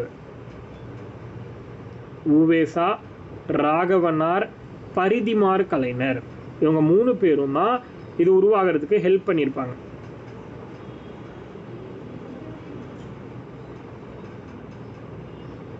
புரியுதா? ஊவேசா, ராகவனார், பரிதிமார் கலைஞர், இவங்க 3 பேரும் பாண்டித்துறை தேவருக்கும் சேதுபதிக்கும் ஹெல்ப் பண்ணியிருப்பாங்க அப்படிங்கிறத நம்ம பார்க்குறோம். எதுக்கு? 4வது சங்கம்னு ஒன்று உருவாக்குறதுக்கு. இப்போ நம்ம வந்து இவ்வளோ நேரம் பார்த்தது சங்கம்ங்கிற வார்த்தையை வச்சு, சங்க காலத்தை வச்சு நம்ம வந்து பார்த்தோம். இப்போ தான் நம்ம வந்து சங்க இலக்கியத்துக்குள்ளே என்ட்ராகிறோம். புரியுதா? சங்க இலக்கியம் அப்படிங்கிற ஒரு கான்செப்டுக்குள்ளே நம்ம இப்போ தான் என்ட்ராகிறோம். இப்போது இந்த சங்க காலம் அப்படிங்கிறது கிமு 3ஆம் நூற்றாண்டுலேருந்து கிபி 3ஆம் நூற்றாண்டு வரைக்கும் நம்ம பார்த்தோம். அதுவே சங்க இலக்கியம்ங்கிறது அதுக்கும் கொஞ்சம் முன்னாடியே உருவாயிருச்சுன்னு நம்ம சொல்கிறோம். எப்போது? கிமு 6ஆம் நூற்றாண்டுலேருந்து கிபி 3ஆம் நூற்றாண்டு, அந்த கான்செப்டை நம்ம வந்து சொல்கிறோம். அது நம்ம ஆல்ரெடி பார்த்தாச்சு. இப்போது இந்த சங்க இலக்கியங்கள் எதை பற்றி பேசுது அப்படிங்கிறது ரொம்ப முக்கியம். அடுத்து வரப்போகிற சங்கம் மருவிய கால இலக்கியம் எதை பற்றி பேச போகுது அப்படிங்கிறதும் நமக்கு வந்து தெரியணும். இப்போ சங்க இலக்கியம் அப்படின்னா தமிழ் மக்களுடைய அக மற்றும் புற வாழ்க்கையை பற்றி பேசுச்சு அப்படின்னா அதுதான் சங்க இலக்கியம் அப்படின்னு சொல்கிறாங்க. அது என்ன அக வாழ்க்கை, அது என்ன புற வாழ்க்கை? அதாவது நம்ம இப்போ அக வாழ்க்கைனா ஒரு வீட்டுக்குள்ளே நடக்கிறது. வீட்டுக்குள்ளே என்னது நடக்கலாம்? காதல், காமம், இது எல்லாமே, காதல் உணர்வுகள், இது எல்லாமே வந்து வீட்டுக்குள்ளே நடக்கக்கூடிய ஒரு விஷயம். அப்போ இது எல்லாமே தமிழ் மக்களுடைய அக வாழ்க்கை பற்றி பேசுகிறது. இதுவே புற வாழ்க்கைன்னு என்னது? வீரம், போர், வெற்றி, கொடை, தானம், இந்த மாதிரியான விஷயங்கள் எல்லாமே புற வாழ்க்கை, வீட்டுக்கு வெளியே நடக்குது. இதெல்லாம் வந்து புற வாழ்க்கை. அப்போ இந்த அக வாழ்க்கையை பற்றியும் புற வாழ்க்கையை பற்றியும் டீட்டெயில்டாக பேசுகிற நூல்கள் தான் என்ன அப்படின்னா சங்க இலக்கியங்கள். பட் இந்த சங்க இலக்கியங்களில் எதை பேச மாட்டாங்கன்னா, நீ இதை தான் செய்யணும், இதுதான் நல்லது, இது செய்யக்கூடாது, இது தீயது, இது கெட்டது அப்படிங்கிற விஷயத்த சங்க இலக்கியத்தில் சொல்லலை. ஏன்னா அது எல்லாமே அறம் சார்ந்த நூல்கள். அது அற இலக்கியங்களில் வந்துடும். அற இலக்கியம்னா அதாவது 17 கீழ்கணக்கு நூல்களில் வந்துடும். தட் மீன்ஸ் சங்க மருவிய கால நூல்களில் வந்துடும். நம்ம இப்போ பார்த்துக்கிட்டு இருக்கிறது சங்க இலக்கியம். இது வந்து வெறும் அகப்புற வாழ்க்கையை பற்றி மட்டும்தான் பேசுது. தமிழர்கள் அக வாழ்க்கையை இந்த மாதிரி வாழ்ந்தாங்க, திருமண முறை இந்த மாதிரி இருந்துச்சு, அவங்களோட குழந்தை முறை வந்து இந்த மாதிரி இருந்துச்சு, இல்லை இந்த மாதிரி அவங்களோட விளையாட்டு இந்த மாதிரி இருந்துச்சு அப்படின்னா அது புற வாழ்க்கை. அப்போ ஒவ்வொன்றும் எப்படி இருந்துச்சுன்னு பார்க்குறது இந்த கான்செப்ட். புரியுதா? அப்போது தமிழ் மக்களோட அகப்புற வாழ்க்கையை அறிதல் தான் எங்கே இருக்குது அப்படின்னா எட்டு தொகையிலும் 10 பாட்டுன்னு சொல்லக்கூடிய சங்க இலக்கியம்னு சொல்லக்கூடிய 17 மேற்கணக்கு நூல் அப்படிங்கிற கான்செப்டில் வரும். சரி, ஓகே. இப்போது சங்க இலக்கியத்தோட மொத்த அடிகள் எத்தனை அப்படின்னு ஒரு கேள்வி கேட்குறதுக்கு வாய்ப்பு இருக்குது. சங்க இலக்கியத்தின் மொத்த அடிகள்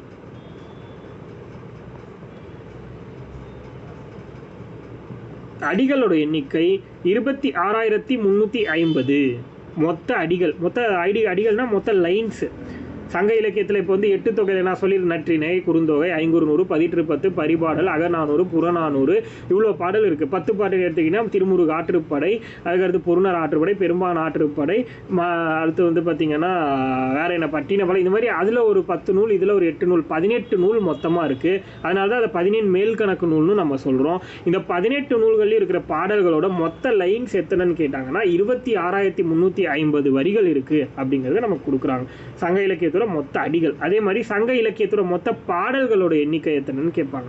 மொத்தமாக இருக்கக்கூடிய பாடல்களுடைய எண்ணிக்கை, சங்க இலக்கியத்தில் உள்ள பாடல்களின் எண்ணிக்கை எத்தனைன்னா 2381. 2381 அப்படின்னு சொல்கிறாங்க. பாடல்களோட எண்ணிக்கை 2381.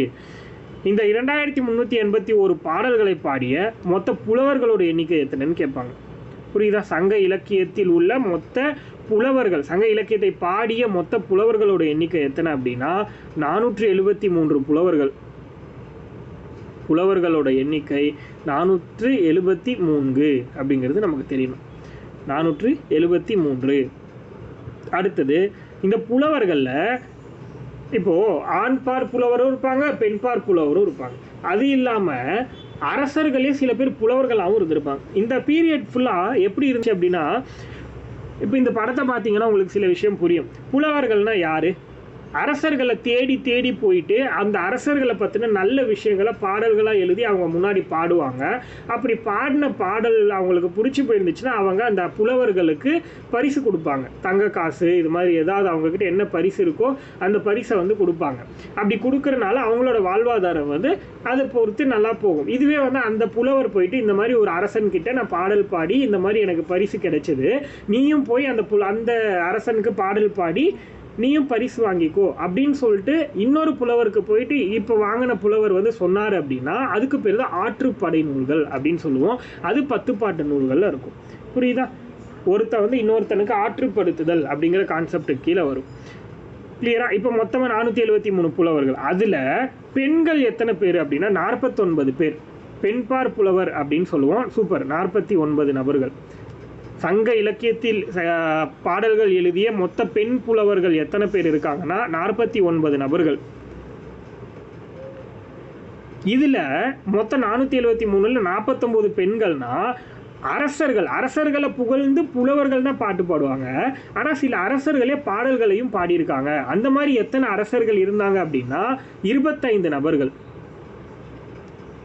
அரசர்களே புலவர்களாகவும் இருந்திருக்காங்க அப்படின்னா மொத்தம் 25 நபர்கள். மீதி இருக்கிறவங்களாம் ஆண்கள். அரசர்கள் இல்லாமல், பெண்கள் இல்லாமல் மீதி இருக்கக்கூடிய இவங்க எல்லாருமே ஆண்பார் புலவர்கள் அப்படின்னு சொல்கிறோம். எக்ஸாம்பிளுக்கு வந்து நக்கீரர் அப்படிலாம் நம்ம சொல்கிறோம் இல்லையா? இவங்க எல்லாருமே ஆண்பார் புலவர்கள். இதில் ஆண்பார் புலவர்களில் அதிக பாடல் பாடியவர் யாருன்னு ஒரு கேள்வி கேட்கலாம். சங்க இலக்கியத்தில் அதிக பாடல் பாடிய ஆண்பார் புலவர்கள் யார் அப்படின்னு ஒரு கொஷின் கேட்கலாம். சங்க இலக்கியத்தில் சூப்பர் அதிக பாடல்களை பாடிய ஆண்பார் புலவர்கள் யாருன்னா கபிலர். எத்தனை பாடல்கள்னா 235 பாடல்கள். 235 பாடல்கள். எழுதிட்டீங்களா? அதிக பாடல் பாடிய ஆண்பார் புலவர் கபிலர். மொத்தமாக 235 பாடல்கள். அதே மாதிரி அதிக பாடல் பாடிய பெண் புலவர் யாருன்னு ஒரு கொஸ்டின் இருக்கும். அதிக பாடல் பாடிய பெண் புலவர் யார் அப்படின்னா அது ஔவையார்.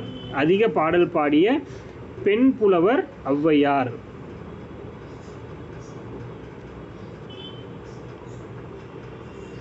இந்த அளவுக்கு டீட்டெயிலாக கொடுப்பாங்களா அவங்க ராஜாஜியில்? நான் பார்த்ததில்லை. அதிக பாடல் பாடிய பெண்பார் புலவர் ஔவையார். எத்தனை பாடல்கள் ஔவையார் பாடியிருப்பாங்க மொத்தமாக அப்படின்னா சங்க இலக்கியத்தில் 59 பாடல்கள். Super super. 59 பாடல்கள் வந்து ஔவையார் சங்க இலக்கியத்தில் பாடியிருக்காங்க. அதிக பாடல் பாடிய பெண்பார் புலவர்னா ஔவையார். இதையும் நீங்கள் ஸ்ப்ளிட் பண்ணி எழுதிக்கலாம். ஔவையார் 59 பாடல்களில் மொத்தமாக புறநானூறில் 33 பாடல்கள் பாடியிருப்பாங்க.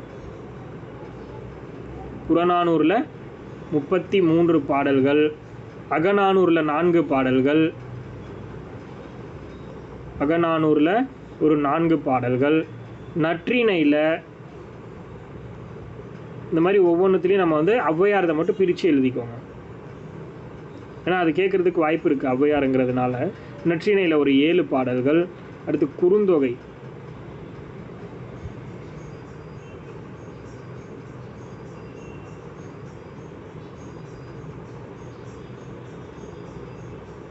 குறுந்தொகையில் பார்த்தீங்கன்னா 15 பாடல்கள். மொத்தமாக வருதா பாருங்கள், 59 பாடல்கள். புறநானூரில் 33, அகநானூரில் 4, நற்றிணையில் 7, குறுந்தொகையில் 15. மொத்த பாடல்களோட எண்ணிக்கை 59 ஔவையாருடைய பாடல்கள். இதெல்லாம் ஸ்கூல் புக்கில் கொடுத்துருப்பாங்க. புறநானூறு, அகநானூறு, நற்றிணை, குறுந்தொகை அங்கங்கே 12th புக்கில் இருக்கும் இது. ஸோ நம்ம அங்கங்கே இருக்கிறது உங்களுக்கு கம்பேரிட்டிவ் நோட்ஸாக ஒரே இடத்துல நம்ம கொடுக்க போகிறோம். ஸோ நீங்கள் வந்து அந்த புக்கு இந்த புக்குன்னு தேடி தேடி படிக்கணும்னு அவசியம் கிடையாது. ஒரு புக்கில் ஔவையாரது வந்து நற்றிணையில் 7 பாடல்னு கொடுத்துருப்பான் எங்கள் புது 12th புக்கில். அதுவே பழைய 7th புக்கில் போயிட்டு பார்த்தீங்கன்னா அகநானூரில் 4ன்னு கொடுத்துருப்பான். இப்போ நமக்கு அது வந்து மனப்பாடம் பண்ண கஷ்டமாக இருக்கும். இப்படி ஒரே இடத்துல இருக்கும்போது நமக்கு ரொம்ப ஈஸியாக இருக்கும். ஸோ உங்களோட வேலையை நான் ஈஸியாக குறைச்சிட்டேன். இதுதான் விஷயம். அடுத்தது, அடுத்த பாயிண்ட் நோட் பண்ணிக்கோங்க. கடமை பாடிய பெண்பார் புலவர் யார் அப்படின்னு ஒரு கொஸ்டின் கேட்பாங்க. கடமை பாடிய பெண்பார் புலவர், கடமை பாடிய பெண்பார் புலவர் யார் அப்படின்னா பொன்முடியார். இவங்க ஒரு பெண்பார் புலவர். மொத்தமாக வந்து 49 பேரில் ஔவையார் ஒருத்தங்க, பொன்முடியார் ஒருத்தங்க, இந்த மாதிரி இன்னும் வருவாங்க. முக்கிய நபர்களை பற்றி நானே நிறைய விஷயம் சொல்லுவேன். கடமை பாடிய பெண்பார் புலவர் யாருன்னா பொன்முடியார். அவங்க என்ன கடமையை பாடினாங்க அப்படின்னா, ஈன்று புறந்தருதல் என் தலை கடனே, ஈன்று புறந்தருதல் என் தலை கடனே. அழகான ஒரு பொருள் இது, நான் சொல்கிறேன் உங்களுக்கு. என் தலை கடனே. இந்த பாடல் வரி கேட்டிருக்கீங்களா யாராச்சும்? தேன்மொழி. ஈன்று புறந்தருதல் என் தலை கடனே, களிறு எரிந்து பெயர்தல், களிறு எரிந்து பெயர்தல் காலைக்கு கடனே அப்படின்னு ஒரு பாடல். அழகான ஒரு வரி. ஈன்று புறந்தருதல் என் தலை கடனே, களிறு எரிந்து பெயர்தல் காலைக்கு கடனே. இந்த பாட்டில் தான் இவங்க வந்து பெண்களுக்கான கடமையை பாடியிருப்பாங்க. யாருன்னா பொன்முடியார். அப்போ இந்த பாடலை கொடுத்து இந்த பாடல் யாருடைய, எந்த பெண்பார் புலவருடைய பாடல்னு கேட்டாலும் எழுத தெரியணும். டைரெக்டாக கடமை பாடிய பெண்பார் புலவர் யாருன்னு கேட்டாலும் எழுத தெரியணும். பொன்முடியார் அப்படிங்கிற ஒரு கான்செப்ட். புரியுதா? இதில் என்ன சொல்ல வராங்க அப்படின்னா, ஒரு தாய்மார்கள் ஒரு பெண்ணுக்கு ஒரு குழந்தையை பெற்றெடுத்தல் மற்றும் கடமை என்று அந்த குழந்தைய இந்த சமுதாயத்தில் ஏற்றாற் போல ஒரு நல்ல ஆண்மகனாகவோ இல்லை பெண் பிள்ளையாகவோ வளர்த்து தருதல் தான் அந்த தாய்மாருக்கு இருக்கக்கூடிய மிகப்பெரிய கடமை அப்படிங்கிறத இந்த பாடல் வரியில் அழகாக சொல்லியிருப்பாங்க. பெற்றெடுக்கிறது மட்டும் கடமை கிடையாது, அதை சமுதாயத்துக்கு ஏற்றவாறு நல்ல முறையில் வளர்த்து கொடுக்கறதும் அந்த தாய்மாருடைய கடமை தான் அப்படிங்கிறத அருமையான ஒரு வரிகளில் கொடுத்துருக்காங்க. இது எழுதியாச்சா?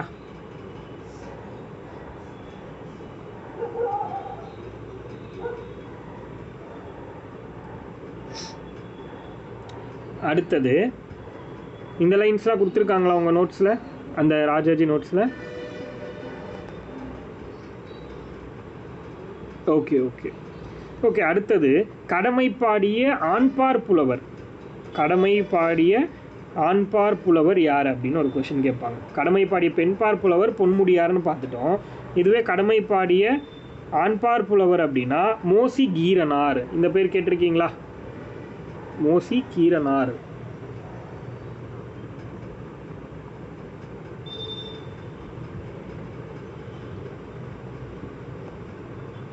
இவர் தான் கடமை பாடிய ஆண்பார் புலவர் அப்படின்னு நம்ம சொல்கிறோம். இவர் என்ன சொல்லியிருப்பாரு?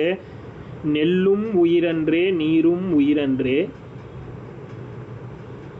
நெல்லும் உயிரன்றே நீரும் உயிரன்றே. கமெண்ட்டில் நான் போட்டுட்டு தான் இருக்கேன். ஸோ தெரியல அப்படின்னா அதை பார்த்து கூட எழுதிக்கோங்க. நெல்லும் உயிர் அன்றே நீரும் உயிர் அன்றே மன்னன் உயிர்த்தே மலைதலை மலர்தலை உலகம். மன்னன் உயிர்த்தே மலர்தலை உலகம் அப்படின்னு ஒரு பாட்டு. இதுதான் மோசிக்கீரனார் பாடின ஒரு பாட்டு. நெல்லும் உயிரன்றே நீரும் உயிரன்றே மன்னன் உயிர்த்தே மலர்தலை உலகம் அப்படின்ற மாதிரி ஒரு பாட்டு. இதில் என்ன சொல்ல வராங்கன்னா, ஒரு நாட்டுக்கு ஒரு நாட்டுக்கு எந்த மாதிரி, அதாவது எக்ஸாம்பிளுக்கு சொல்லணும்னா, விவசாயத்துக்கு எந்த மாதிரி தண்ணீர் இருந்தால் அந்த விவசாயம் செழிப்பாக வளருதோ, அதாவது நெல் மற்ற பயிர் வகைகள் எல்லாம் தண்ணீர் இருக்கும்போது எந்த அளவுக்கு செழிப்பாக வளருமோ அதே மாதிரி ஒரு நாட்டோட அரசன் தன்னோட மக்களை செழிப்பாக வச்சுக்கணும் அப்படிங்கிறத இந்த பாடல் வரியில் வந்து சொல்லியிருப்பாங்க. உலகம் அப்படின்னும் போது அவனோட உலகத்தை, ஒரு மன்னன் தன்னோட உலகத்தில் இருக்கக்கூடிய மக்களை நல்லா நேசிக்கிறவனாகவும் செழிப்பாக பாதுகாக்கிறவனாகவும் இருக்கணும் அப்படிங்கிறத இந்த பாடல் வரியில் மென்ஷன் பண்ணியிருப்பாங்க. அது எந்த அளவுக்கு செழிப்பாக தண்ணீர்னால் வளருதோ அந்த மாதிரி இனிமையான உள்ளம் கொண்டவனாக மன்னன் இருந்து மக்களை போற்றி அவங்கள வந்து பாதுகாத்து வாழ வேண்டும் அப்படிங்கிற மாதிரி சொல்லுவாங்க. இதுக்கு எக்ஸாம்பிள் குமணவல்லல சொல்லலாம். அந்த படத்தில் அழகாக குமணனை வந்து சூப்பராக காமிச்சிருப்பாங்க, குமணவல்லல் அப்படிங்கிற ஒருத்தரை.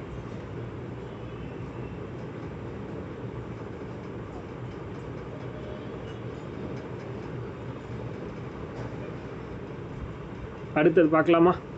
இந்த மோசிக்கீரனார் அப்படிங்கிறத பற்றி பார்த்தீங்க இல்லையா, அதில் ஒரு சில விஷயம் மட்டும் நோட் பண்ணிக்கோங்க. இந்த மோசிக்கீரனார் அப்படின்னா, அந்த கீரன் அப்படின்னா அது வந்து குடிப்பெயர். ஸ்கூல் புக்கில் இது கொடுத்துருக்காங்க, அதனால நோட் பண்ணிக்கோங்க.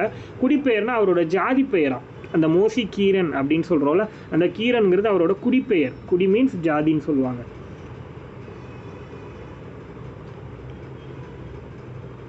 அது வந்து குடிப்பெயர் அப்படின்ற மாதிரி வரும்.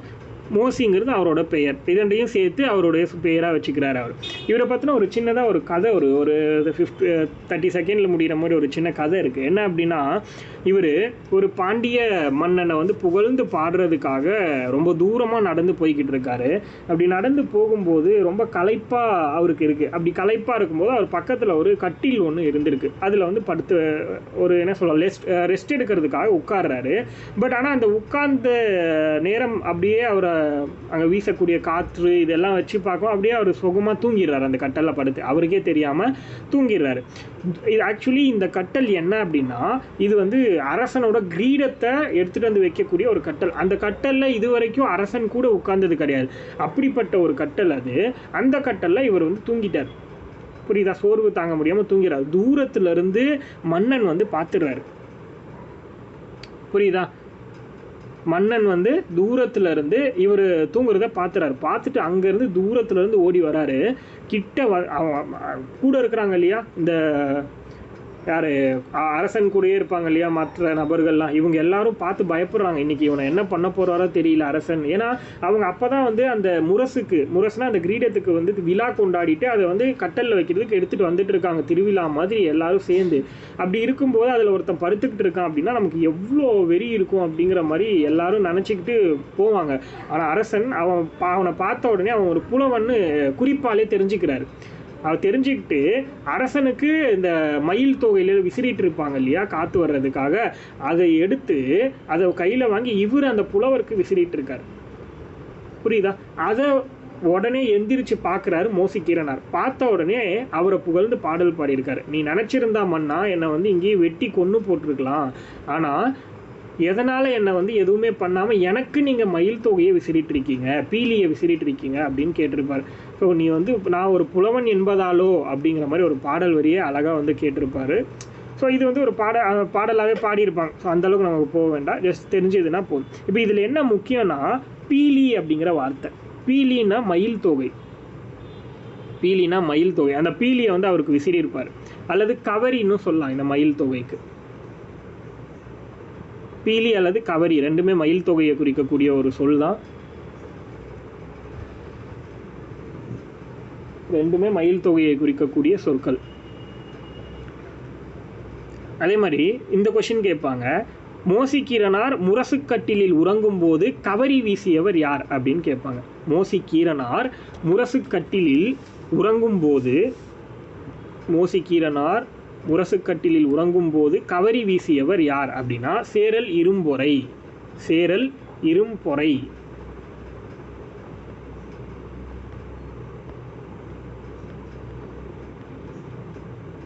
சேரல் இரும்பொறை. மோசிக்கீரனார் முரசுக்கட்டிலில் உறங்கும் போது கவரி வீசியவர்.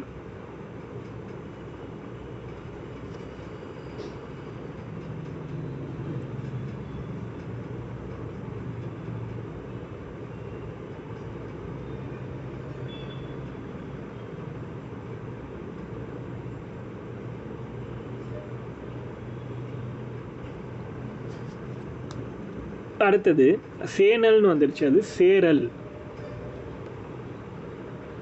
சேரல் இரும்புரை. அடுத்தது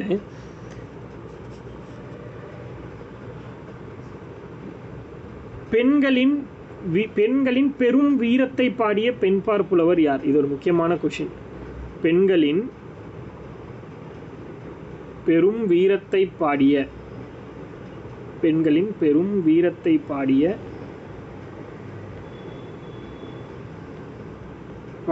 பெண்பார் புலவர் யார்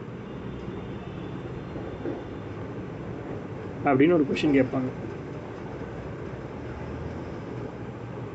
ஒக்கூர் மாசாத்தியார் அப்படின்னு ஒரு பெண்பார் புலவர். ஒக்கூர் மாசாத்தியார்.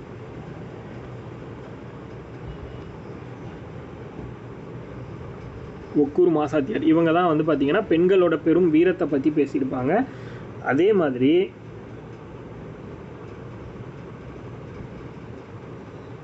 லாஸ்ட் எக்ஸாம்பிள் ஒரு கொஸ்டின் கேட்டிருந்தாங்க. சங்ககால போர் வீரர்களை பற்றி பாடிய பெண் புலவர் யார் அப்படின்னு ஒரு கொஸ்டின் கேட்டிருந்தாங்க. ஒரு பாடல் வரி மென்ஷன் பண்ணி கேட்டிருந்தாங்க. இப்போ முடிஞ்ச குரூப் 2ல கேட்டிருந்தாங்க. தோன்றுவன் மாதோ, தோன்றுவன் மாதோ, தோன்றுவன் மாதோ போர்க்களத்தானே.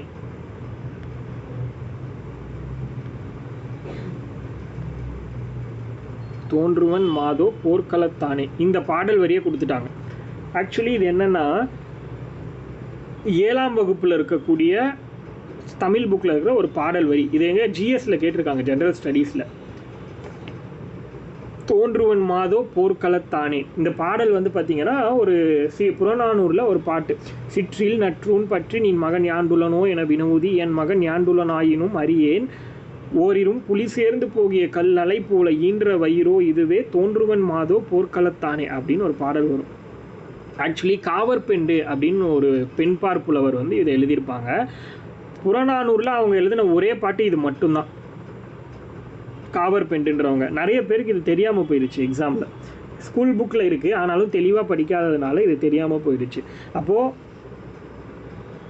அதாவது வீட்டுக்கு முன்னாடி இருக்கக்கூடிய ஒரு தூணை பிடிச்சிக்கிட்டு ஒரு பொண்ணு ஒரு அம்மா கிட்ட கேட்குறாங்க, என்ன உங்கள் பையன் எங்கே போயிட்டான்னு. அவன் எங்கே போயிருக்கான்னு எனக்கு தெரியல, ஆனால் அவனை பெத்த வயிறு புலி குகை மாதிரி இங்கே இருக்குது, அது மட்டும்தான் எனக்கு அவன் கண்டிப்பாக போரில் இருப்பான், வேறு எதுவும் எனக்கு தெரியாது அப்படின்ற மாதிரி சொல்லுவாங்க. அந்த பாடலுடைய பொருள் அதுதான். கண்டிப்பாக அவன் போரில் தான் இருப்பான், வேறு எங்கேயும் இருக்கிறதுக்கு வாய்ப்பு இல்லை அப்படின்ற மாதிரி அந்த பொண்ணுக்கிட்ட சொல்லி அனுப்புவாங்க அந்த அம்மா. இந்த பாடல் வரியோட பொருள் இதுதான், தோன்றுவன் மாதோ போர்க்களத்தானே அப்படின்னு சொல்லிட்டு. இந்த பாடலில் எதை பற்றி மீன் பண்ணுறாங்க அப்படின்னா சங்ககால வீரர்களுடைய போர் பற்றி பேசுகிறாங்க அப்படின்னு சொல்கிறாங்க, அல்லது சங்ககால போர் வீரர்களுடைய அந்த வீரத்தை பற்றி பேசுகிறாங்க அப்படின்னு சொல்லலாம்.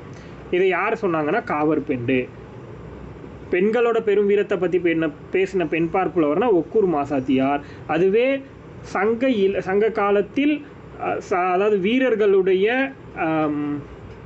போர் வீரர்களுடைய வீரத்தை பற்றி பேசினது யார் அப்படின்னா காவற்பெண்டு. இந்த பாடல் வரி மென்ஷன் பண்ணியும் கேட்குறதுக்கு வாய்ப்பு இருக்குது. அதனால் இது 2 டைப்லேயும் நம்ம வந்து இதை தெரிஞ்சுக்கணும். அடுத்தது இலக்கணம் பாடிய பெண்பார் புலவர் யார் அப்படின்னு ஒரு கொஸ்டின். இலக்கணம் பாடிய பெண்பார் புலவர் யாருன்னு கேட்கலாம். இலக்கணம் பாடிய பெண்பார் புலவர், இலக்கணம் பாடிய பெண்பார் புலவர் யார் அப்படின்னா காக்கை பாடினியார். ஏன் நம்ம பெண்பார் புலவர்களை மட்டும் தனியாக பார்க்குறோம் அப்படின்னா இது கேட்கறதுக்கான வாய்ப்புகள் நிறைய இருக்குது. ஏன்னா எல்லா எக்ஸாம்லேயுமே ஒரு பெண்பார் புலவரை பற்றி கொஷின் வந்துடுது எப்பயுமே. அதுவும் எங்கேருந்து கேட்குறான்னா தேவிரா தமிழ் புத்தகத்திலேருந்து தான் கேட்குறான். அதனால தான் உங்களுக்கு வந்து சமீப காலமாக ஒரு 1 இயராக நடந்த எல்லா எக்ஸாம்லேயுமே தேவிரா தமிழ் புத்தகத்திலேருந்து கொஷின் கேட்குறாங்க. ஸோ ஒன்லி அதிலிருந்து சில எக்ஸ்ட்ரா நோட்ஸை நான் உங்களுக்கு கொண்டு வந்திருக்கேன். கண்டிப்பாக நம்ம நோட்ஸ் தான் கொஷினாக வரப்போகுது அடுத்த தடவை வரப்போகிற எக்ஸாம்ஸில். அதனால் ஒரு லைன் கூட மிஸ் பண்ணாமல் தெளிவாக படிச்சுக்கோங்க. அது ரொம்ப ரொம்ப முக்கியம். அதுக்காக தான் நான் இதை சொல்கிறேன். ஓகேவா? அடுத்தது இப்போ நம்ம வந்து மோர் ஆர் லெஸ் பேசிக் நாலேஜை கம்ப்ளீட் பண்ணிட்டோம். இப்போ வந்து சங்க இலக்கியம் அப்படிங்கிற கான்செப்டுக்கு கீழே நம்ம போவோம். ஸோ இப்போ சங்க இலக்கியம் அப்படின்னு எடுத்துக்கிட்டிங்கன்னா சங்க இலக்கியம்னு போட்டு அதுக்கு கீழே வந்து பார்த்தீங்கன்னா நான் உங்களுக்கு என்ன போட்டு காமிக்கிறேன். நான் சொல்கிற மாதிரி எழுதிக்கோங்க. அப்போ தான் உங்களுக்கு வந்து ஃப்யூச்சரில் புரியும்.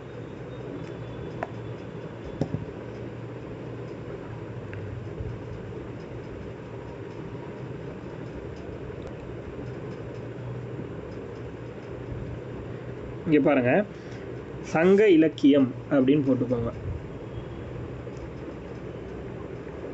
இப்படி சங்க இலக்கியம் அப்படின்னா எதை சொல்கிறோம்? நம்ம பாக்ஸ் போட்டு அந்த மாதிரி ஏதாவது ஒன்று பண்ணிக்கலாம், உங்களுக்கு எப்படி பிடிக்குதோ அந்த மாதிரி. ஸோ இதை நம்ம என்ன சொல்கிறோம்? 14 மேற்கணக்கு நூலை தான் சங்க இலக்கியம் அப்படின்னு நம்ம சொல்கிறோம். இதுலேயும் நம்ம கீழே வந்தோம்னா 14 மேற்கணக்கு நூல்களுக்கு கீழே என்னென்னலாம் இருக்குது? 8 தொகையும் 10 பாட்டும். அதான் பாட்டும் தொகையும் அப்படின்னு வரும். பாட்டும் தொகையும் 14 மேற்கணக்கு நூல்கள் அப்படின்னு வரும். 8 தொகை 10 பாட்டு. இதுதான் சங்க இலக்கிய நூல்கள். சங்க இலக்கிய நூல்கள் தான் வந்து 14 மேற்கணக்கு நூல்கள். 14 மேற்கணக்கு நூல்கள் தான் 8 தொகையும் 10 பாட்டும். இதில் 8 நூல்களை நம்ம பார்க்க போகிறோம். அதே மாதிரி இதில் வந்து 10 நூல்களை நம்ம பார்க்க போகிறோம். ஒவ்வொரு நூலையும் தெளிவாக டீட்டெயிலாக நம்ம வந்து எக்ஸ்பிளைன் பண்ணி கிளியராக பார்க்க போகிறோம். இதுதான் நம்ம அடுத்தது பண்ண போகிறோம். இப்போது இதில் வரக்கூடிய பாடல் வரி அது ரொம்ப முக்கியம். நம்ம கருத்து சில அடைமொழிகளை நம்ம வந்து தெரிஞ்சு வச்சுக்கலாம். அதுக்காக தான் பாடல் வரி தெரியணும்னு நான் சொல்கிறேன். இப்போ இந்த பாடல் வரியை நான் ஃபஸ்ட்டு சொல்லிடுறேன், நோட் பண்ணிக்கோங்க. நற்றிணை ஒவ்வொரு லைனாக நான் அப்படியே டைப் பண்ணி உங்களுக்கு கமெண்ட்டில் போடுறேன், அதை பார்த்து எழுதிக்கோங்க. நற்றிணை நல்ல குறுந்தொகை ஐங்குறு நூறு. ஒரு லைன் வந்துடுச்சு பாருங்கள். ஒத்த பதிற்று 10 ஓங்கு பரிபாடல். இதெல்லாம் நீங்களும் மனப்பாடம் பண்ணணும், அப்போதான் ஈஸியாக இருக்கும். ஓங்கு பரிபாடல் கற்றறிந்தார் ஏத்தும் கலியோடு.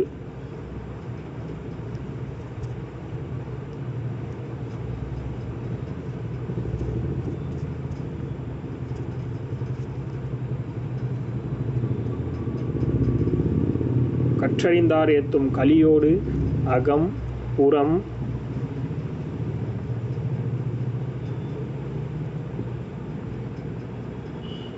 அகம் புறம் என்று இத்திரத்த 8 தொகை அப்படின்னு வரும்.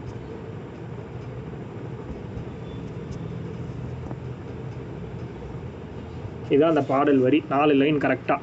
நற்றிணை நல்ல குறுந்தொகை ஐங்குறு நூறு ஒத்த பதிற்று 10 ஓங்கு பரிபாடல் கற்றறிந்தார் ஏத்தும் கலியோடு அகம்புறம் என்று இத்திரத்த 8 தொகை அப்படின்னு வரும். இதுதான் 8 தொகை நூல்கள் அப்படின்னு சொல்கிறாங்க. அது என்ன 8 தொகை அப்படின்னா 8 நூல்கள் வந்து இங்கே மறைஞ்சி இருக்கு அப்படின்னு சொல்கிறாங்க. தொகை அப்படின்னா மறைந்து வருதல் அப்படின்னு பொருள். அதாவது தொகை அப்படின்னாலே அது நிறைய புலவர்களால் எழுதப்பட்ட நூல் அப்படின்னு அர்த்தம். இதுவே பாட்டு அப்படின்னா ஒரே புலவரால் எழுதப்பட்ட நூல். இப்போ எக்ஸாம்பிளுக்கு 8 தொகை அப்படின்னு எடுத்துக்கிட்டோம்னா அதில் 8 நூல்கள் இருக்குது. ஒவ்வொரு நூலுமே 200 புலவர் 300 புலவர் இந்த மாதிரி நிறைய பேரால் எழுதப்பட்டது. ஆனால் 10 பாட்டுனா இப்போ பாட்டுன்னு வந்துருச்சா, திருமுருகு ஆற்றுப்படை அப்படின்னா ஒரே ஒரு ஆத்தர் தான், அதுக்கு 2-3 பேர்லாம் கிடையாது. திருமுருகு ஆற்றுப்படைனா ஒரே ஒருத்தர் தான்.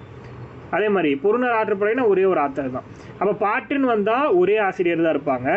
தொகைன்னு வந்துச்சுன்னா அதுக்கு நான் பல்வேறு ஆசிரியர்கள் இருப்பாங்க அப்படிங்கிறது தான் கான்செப்ட். ஓகேவா? இப்போ இதில் என்ன எதுக்காக இந்த பாடலை நான் எழுத சொல்கிறேன் அப்படின்னு பார்த்தீங்கன்னா, இப்போது நற்றிணை நல்ல குறுந்தொகைன்னு வந்துச்சா, நல்ல என்னும் அடைமொழி பெற்ற நூல் எது அப்படின்னு கேட்பாங்க. அதுவே ஒரு கொஷின். இந்த பாடல் தெரிஞ்சு ஆன்சர் பண்ணிடலாமா? நல்ல என்னும் அடைமொழி பெற்ற நூல். இன்னொன்று சொல்லலாம், நற்றிணைக்கு நல் என்னும் அடைமொழி பெற்ற நூல் அப்படின்னு ஒரு கான்செப்ட் இருக்குது. ஆமாம், குறுந்தொகை. நல்ல என்னும் அடைமொழி பெற்ற நூல் குறுந்தொகை. நல் என்னும் அடைமொழி பெற்ற நூல் நற்றிணை. அது முன்னாடி வேணால் சேர்த்துக்கோங்க, நல் நற்றிணை, நல்லுங்கிற வார்த்தையும் சேர்த்துக்கோங்க முன்னாடி. பட் பாடலில் கிடையாது. நீங்கள் அடைமொழி மறக்காமல் இருக்கணும்னா முன்னாடி அதை சேர்த்துக்கலாம். நல் நற்றிணை, நல்ல குறுந்தொகை. அப்போ நல் என்னும் அடைமொழி பெற்ற நூல் நற்றிணை, நல்ல என்னும் அடைமொழி பெற்ற நூல் குறுந்தொகை, ஒத்த என்னும் அடைமொழி பெற்ற நூல் பதிற்றுப்பத்து, ஓங்கு என்னும் அடைமொழி பெற்ற நூல் பரிபாடல். அப்படிங்கிற மாதிரி இந்த 4 கொஷினுக்கான ஆன்சர் உங்களுக்கு பாடல்லையே கிடச்சிரும். அதனால தான் இந்த பாடலை மனப்பாடம் பண்ணிக்கோங்க, எழுதிக்கோங்க அப்படின்னு சொல்கிறதுக்கான ரீசன் அது ஒன்று தான். புரியுதா?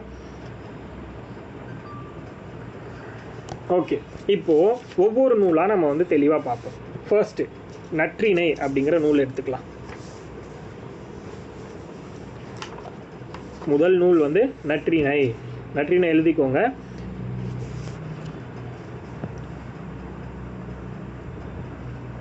என்ன அடைமொழி நற்றிணைக்கு? நல் என்னும் அடைமொழி பெற்ற நூல் எது அப்படின்னு கேட்பாங்க. நல் என்னும் அடைமொழி பெற்ற நூல் எது அப்படின்னா நற்றிணை. அடுத்தது இதில் வேறு என்ன கேட்கலான்னா, இதை பிரித்து எழுத சொல்லி கேட்கலாம். நல் கூட்டல் திணை நற்றிணை. நல் கூட்டல் திணை அப்படிங்கிறத தான் நம்ம வந்து என்ன சொல்கிறோம் அப்படின்னா நற்றிணை அப்படின்னு சொல்கிறோம். இது நமக்கு தெரியணும். 2 பாயிண்ட் சொல்லியிருக்கேன்னா, நல் என்னும் அடைமொழி பெற்ற நூல் எது அப்படின்னா நற்றிணை. அதை பிரித்து எழுதுக அப்படின்னு கேட்டாங்கன்னா நல் கூட்டல் திணை. திணைனா அகப்பொருளுக்குரிய பாடல் தான் வந்து திணை. புரியுதா?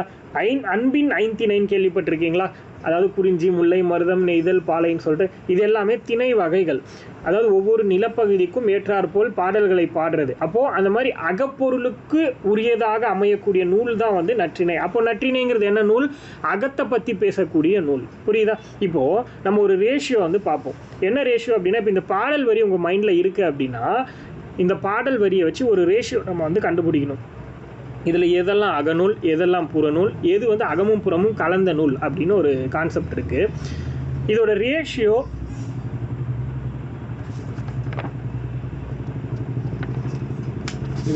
சொல்கிறேன், நோட் பண்ணிக்கோங்க. 5:2:1. 5:2:1. தட் மீன்ஸ் என்னென்னா 5 அகநூல்கள் இருக்குது, 2 புறநூல்கள் இருக்குது, ஒன்று மட்டும் அகமும் புறமும் கலந்த நூல் அப்படின்னு சொல்கிறாங்க. இதை வந்து நீங்கள் நற்றிணைக்கு மேலேயே எழுதிக்கோங்க, கேப் இருந்துச்சுன்னா. இது ரொம்ப முக்கியம். இப்போது இதை எப்படி நம்ம ஈஸியாக ஃபைண்ட் அவுட் பண்ணுறதுன்னு நான் உங்களுக்கு சொல்லித்தரேன் இப்போதைக்கு. அதுக்கப்புறம் அகநூல்னா புறநூல்னாங்கிறத பற்றி நம்ம டீட்டெயில்டாக பார்ப்போம். ஃபஸ்ட்டு ஈஸியாக எப்படி ஃபைண்ட் அவுட் பண்ணலான்னா, இதில் பாவரிசை நூல் என்னென்ன இருக்குது பாருங்கள். பால் ஆரம்பிக்கிறது, பதிற்றுப்பத்து, பரிபாடல், புறநானூறு. இந்த 3 நூல் மட்டும்தான் பால் ஆரம்பிக்குது. கரெக்டாக? இப்போ பதிற்றுப்பத்தும் புறநானூறு மட்டும் புறநூல்.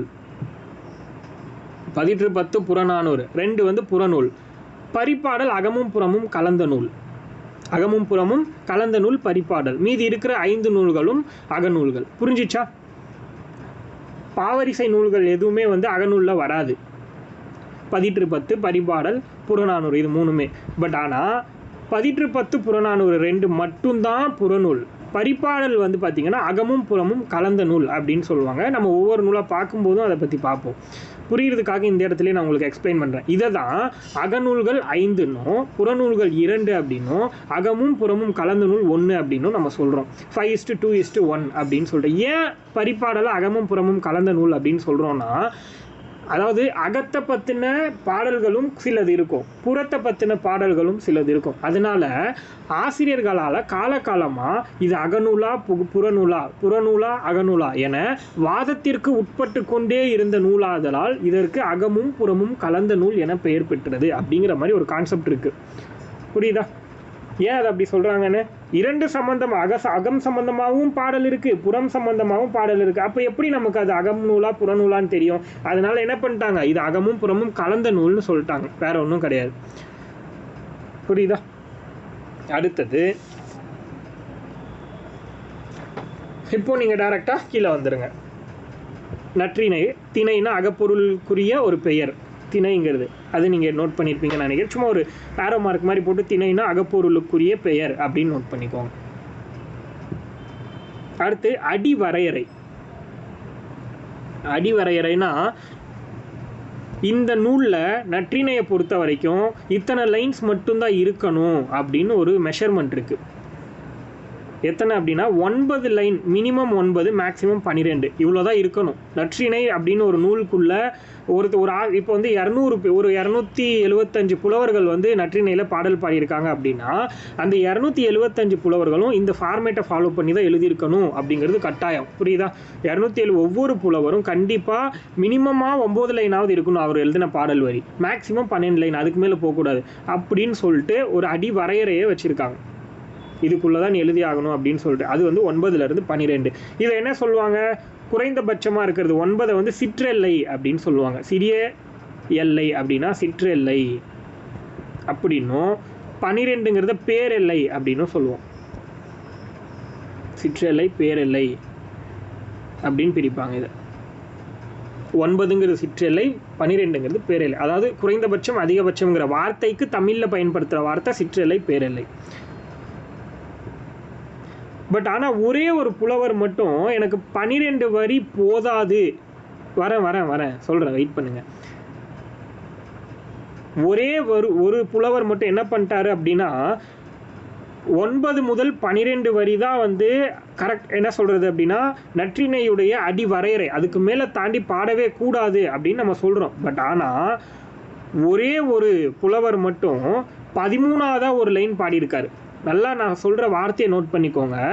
ஒரே ஒரு புலவர் மட்டும் 12 வரி போதாது அப்படின்னு சொல்லிட்டு 12 வரி போதாதுன்னு சொல்லிட்டு 13ஆவதாக ஒரு வரி பாடியிருக்கார்.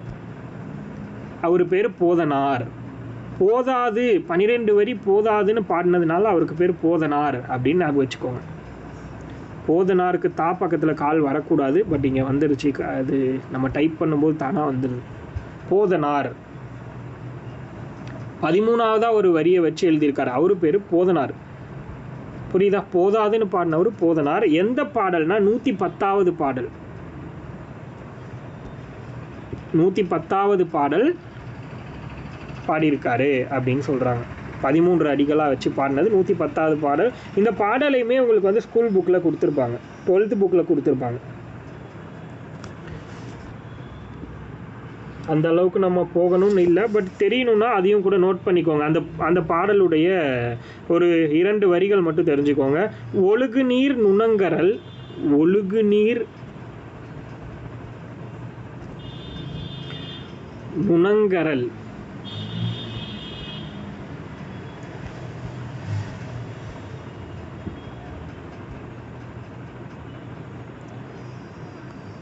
ஒழுகு நீர் நுணங்கரல் போல பொழுது மறுத்து, அவர் பாடின பாடல் பொழுது மறுத்து உண்ணும் சிறு மதுகையலே.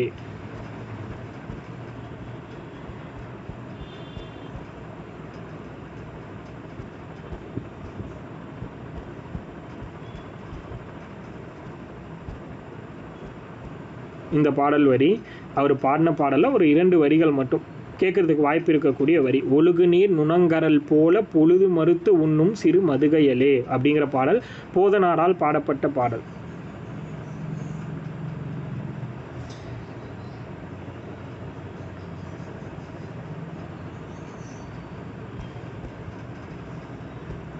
அடுத்த பாயிண்ட் இதில் நீங்கள் எழுத வேண்டியது, இந்நூலை நற்றிணைங்கிற நூலை முதலில் பதிப்பித்தவர் யார் அப்படின்னு ஒரு கேள்வி.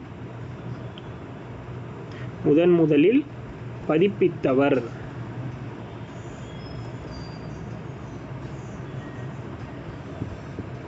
நற்றிணைங்கிற நூலை முதல்ல பதிப்பித்தவர் யார் அப்படின்னு கேட்கலாம். பின்னத்தூர் நாராயணசாமி அப்படின்னு ஒருத்தர்.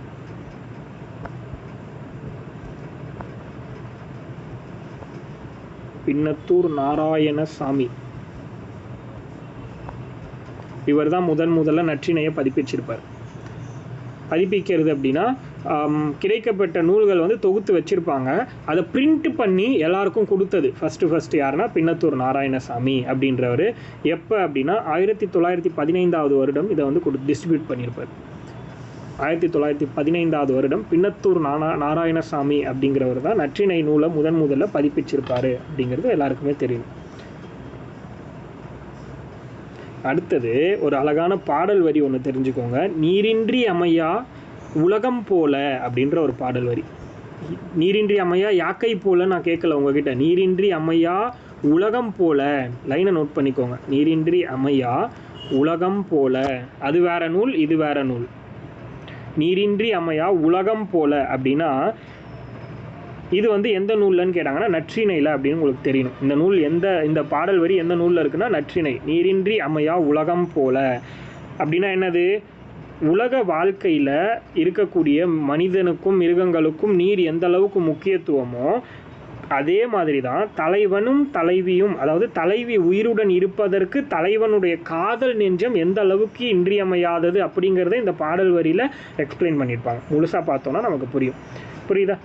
அடுத்தது அல்லில் ஆயினும் விருந்துவரின் உவக்கும் அப்படின்னு ஒரு பாடல். அல்லில் ஆயினும் விருந்துவரின் உவக்கும்.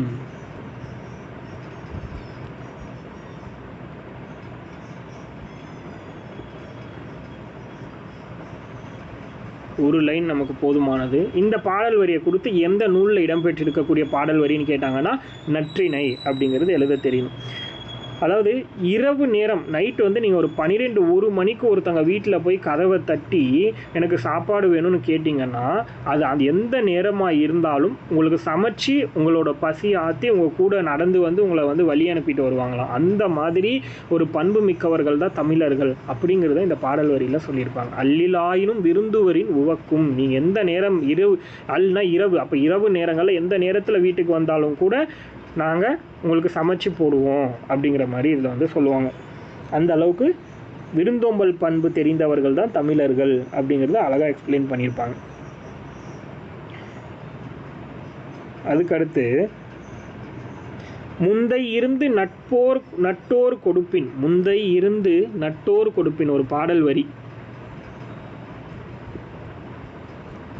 முந்தை இருந்து நட்டோர் கொடுப்பின்.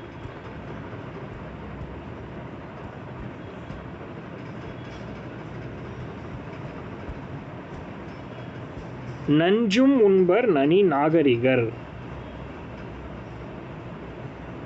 நட்டோர் கொடுப்பின் நஞ்சும்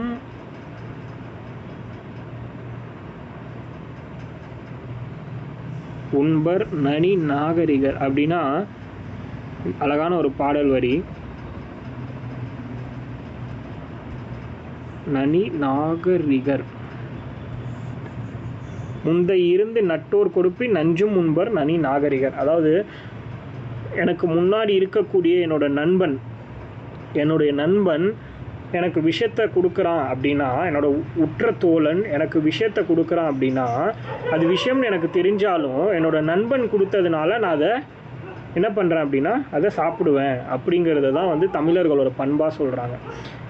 அதுக்கு எக்ஸாம்பிளாக ஒரு திருக்குறளையும் மென்ஷன் பண்ணுறாங்க. இதுவும் ஒரு தடவை கேட்டிருக்காங்க. பெயக்கண்டும் நஞ்சுண்டமைவர் நயத்தக்க நாகரிகம் வேண்டுபவர் அப்படின்னு ஒரு திருக்குறள் இருக்குது.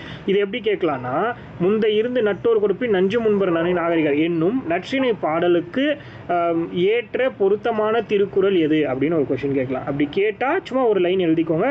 பெயக்கண்டும் நஞ்சுண்டமைவர் நயத்தக்க நாகரிகம் வேண்டுபவர், அதில் பெயக்கண்டும் நஞ்சுண்டமைவர் நயத்தக்க என்னும் திருக்குறள் அப்படின்னு போட்டுக்கோங்க. முழுசாக எழுதணும்ல அவசியம் இல்லை. அடுத்தது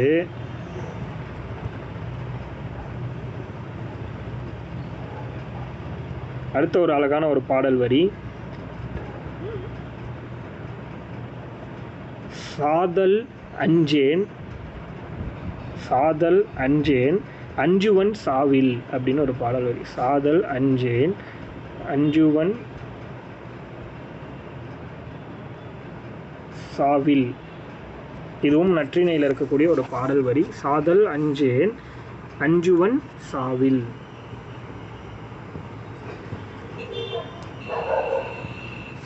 இந்த பாடலில் என்ன சொல்ல வராங்க அப்படின்னா, தலைவனோட பிரிவால் தலைவி உயிர் துறக்கிறதுக்கு கூட அஞ்சவில்லை அப்படின்னு சொல்கிறாங்க. அதாவது தலைவன் வந்து போருக்கு போயிட்டாரு இல்லை இறந்து போயிட்டாரு அப்படின்னா அதை நினச்சி தலைவி வந்து இறந்து போகிறதுக்கு கூட பயப்படலையாம். ஆனால் மறுபிறப்பில் தலைவனை மறந்துடுவானோ அப்படின்னு நினச்சி அதுக்காக பயப்படுறாளாம் தலைவி.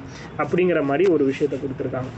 எவ்வளோ ஒரு உன்னதமான ஒரு விஷயங்கள் வந்து நம்ம தமிழ் புலவர்கள் கொடுத்துருக்காங்க நமக்கு. இந்த மாதிரிலாம் தமிழ் மக்கள் வாழ்ந்திருக்காங்க அப்படிங்கிறத நமக்கு புரிய வைக்கிறாங்க இந்த நூல்கள் மூலமாக. இது மிகைப்படுத்தி எழுதப்பட்டதா இல்லை உண்மையா அப்படிங்கிறதையும் தாண்டி இந்த அளவுக்கு யோசிச்சிருக்காங்க அப்படிங்கிறதே நமக்கு வந்து பெரிய விஷயம்தான். அதனால் தலைவனோட பிரிவால் தலைவி வந்து உயிர் துறப்பதற்கு கூட அஞ்சவில்லையா. ஆனால் மறுபிறப்பில் அந்த தலைவனை மறந்துடுவனும் அப்படின்னு பயந்துக்கிட்டு வாழ்ந்துட்டு இருக்காங்க, ஃபீல் பண்ணுறாங்க அப்படிங்கிற மாதிரி கொடுத்துருக்காங்க. ஓகே, அடுத்தது வாய்மையை. அடுத்த வரி பொருள்லாம் நீங்கள் எழுத தேவையில்ல, பாடல் வரி எழுதினாலே போதுமானது. வாய்மையை பிழையா நன்மொழி என கூறும் நூல். பிழையா நன்மொழி என கூறும் நூல் எதுன்னு கேட்டால் அதுவும் நற்றிணை தான். அதே மாதிரி பொய்மையை கமெண்ட்ல இருக்கு, பார்த்துக்கோங்க. பொய்மையை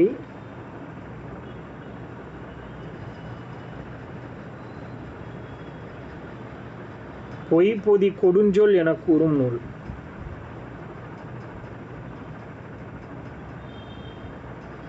வாய்மையை பிழையா நன்மொழினும் பொய்மையை பொய்பொதி கொடுஞ்சொல் எனவோ கூறும் நூல் எது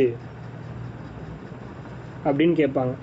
இதில் ஏதாவது ஒன்றையும் கேட்கலாம், இல்லை ரெண்டையும் கேட்கலாம். இதோட ஆன்சர் என்ன அப்படின்னு பார்த்தோம்னா நற்றிணை. எந்த நூல்னா நற்றிணை. இந்த நூலை மட்டும் கம்ப்ளீட் பண்ணிட்டு நம்ம கிளாஸ் வைண்ட் அப் பண்ணிக்கலாம் இன்னைக்கு. அடுத்தது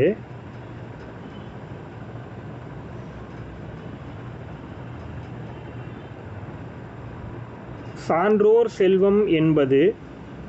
அடுத்த பாடல் வரி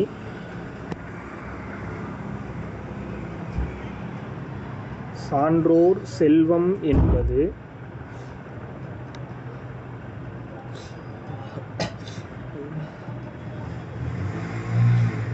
சான்றோர் செல்வம் என்பது சேர்ந்தோர் நட்பின்.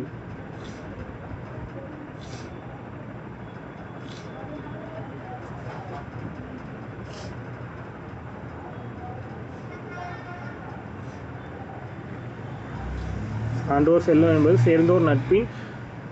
இந்த ஒரு லைன் மட்டும் எழுதிக்கோங்க, போதுமானது. சான்றோர் செல்வம் என்பது சேர்ந்தோர் நட்பின்.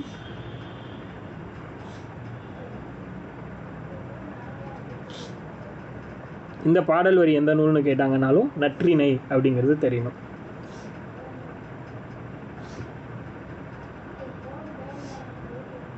அடுத்த பாடல் வரி உயிர்வோர்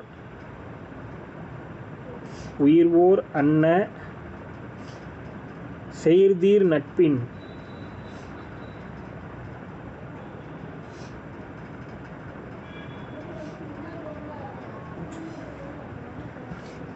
உயிர்வோர் அன்ன செய்தீர் நட்பின்.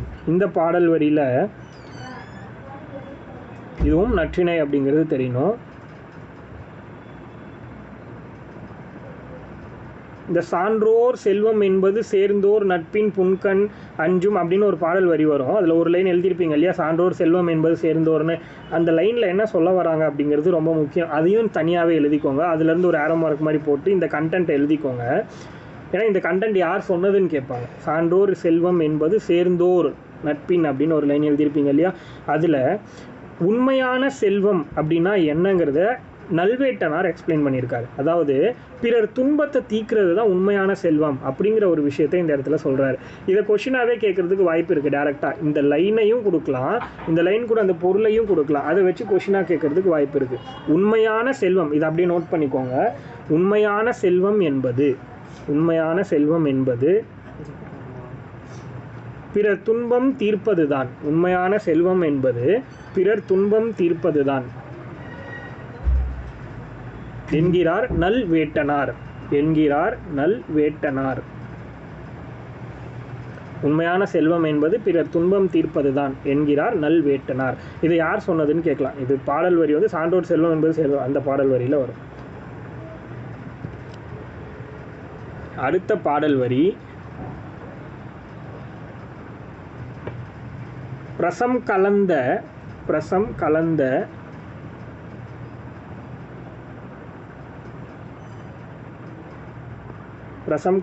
வெண்சுவை தீம்பால்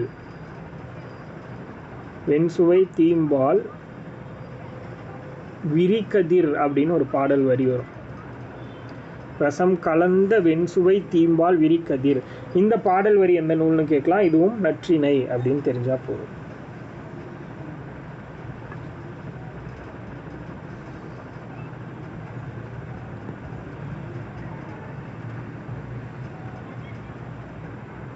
அதுக்கடுத்து காக்கைக்கு சோறிட வேண்டும் என்ற கடமையை கூறும் நூல். காக்கைக்கு சோறிட வேண்டும் என்ற கடமையை கூறும் நூல் எது அப்படின்னு கேட்கலாம். காக்கைக்கு சோறிட வேண்டும் என்ற கடமையை கூறும் நூல் நற்றிணை. காக்கைக்கு சோறிட வேண்டும் என்ற கடமையை கூறும் நூல் நற்றிணை. அடுத்து இந்த நூலுடைய கடைசி பாயிண்ட்.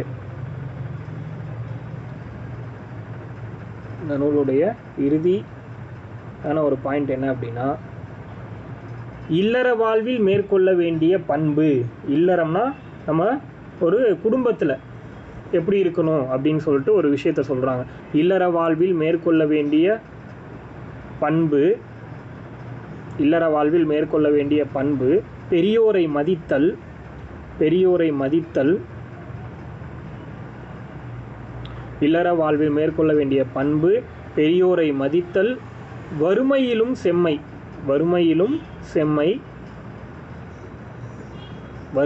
செம்மை போன்ற பண்புகளை கூறும்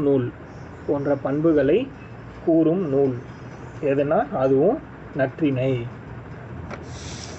இது எழுதிட்டீங்க அப்படின்னா இன்னைக்கு கிளாஸ் ஓவர்.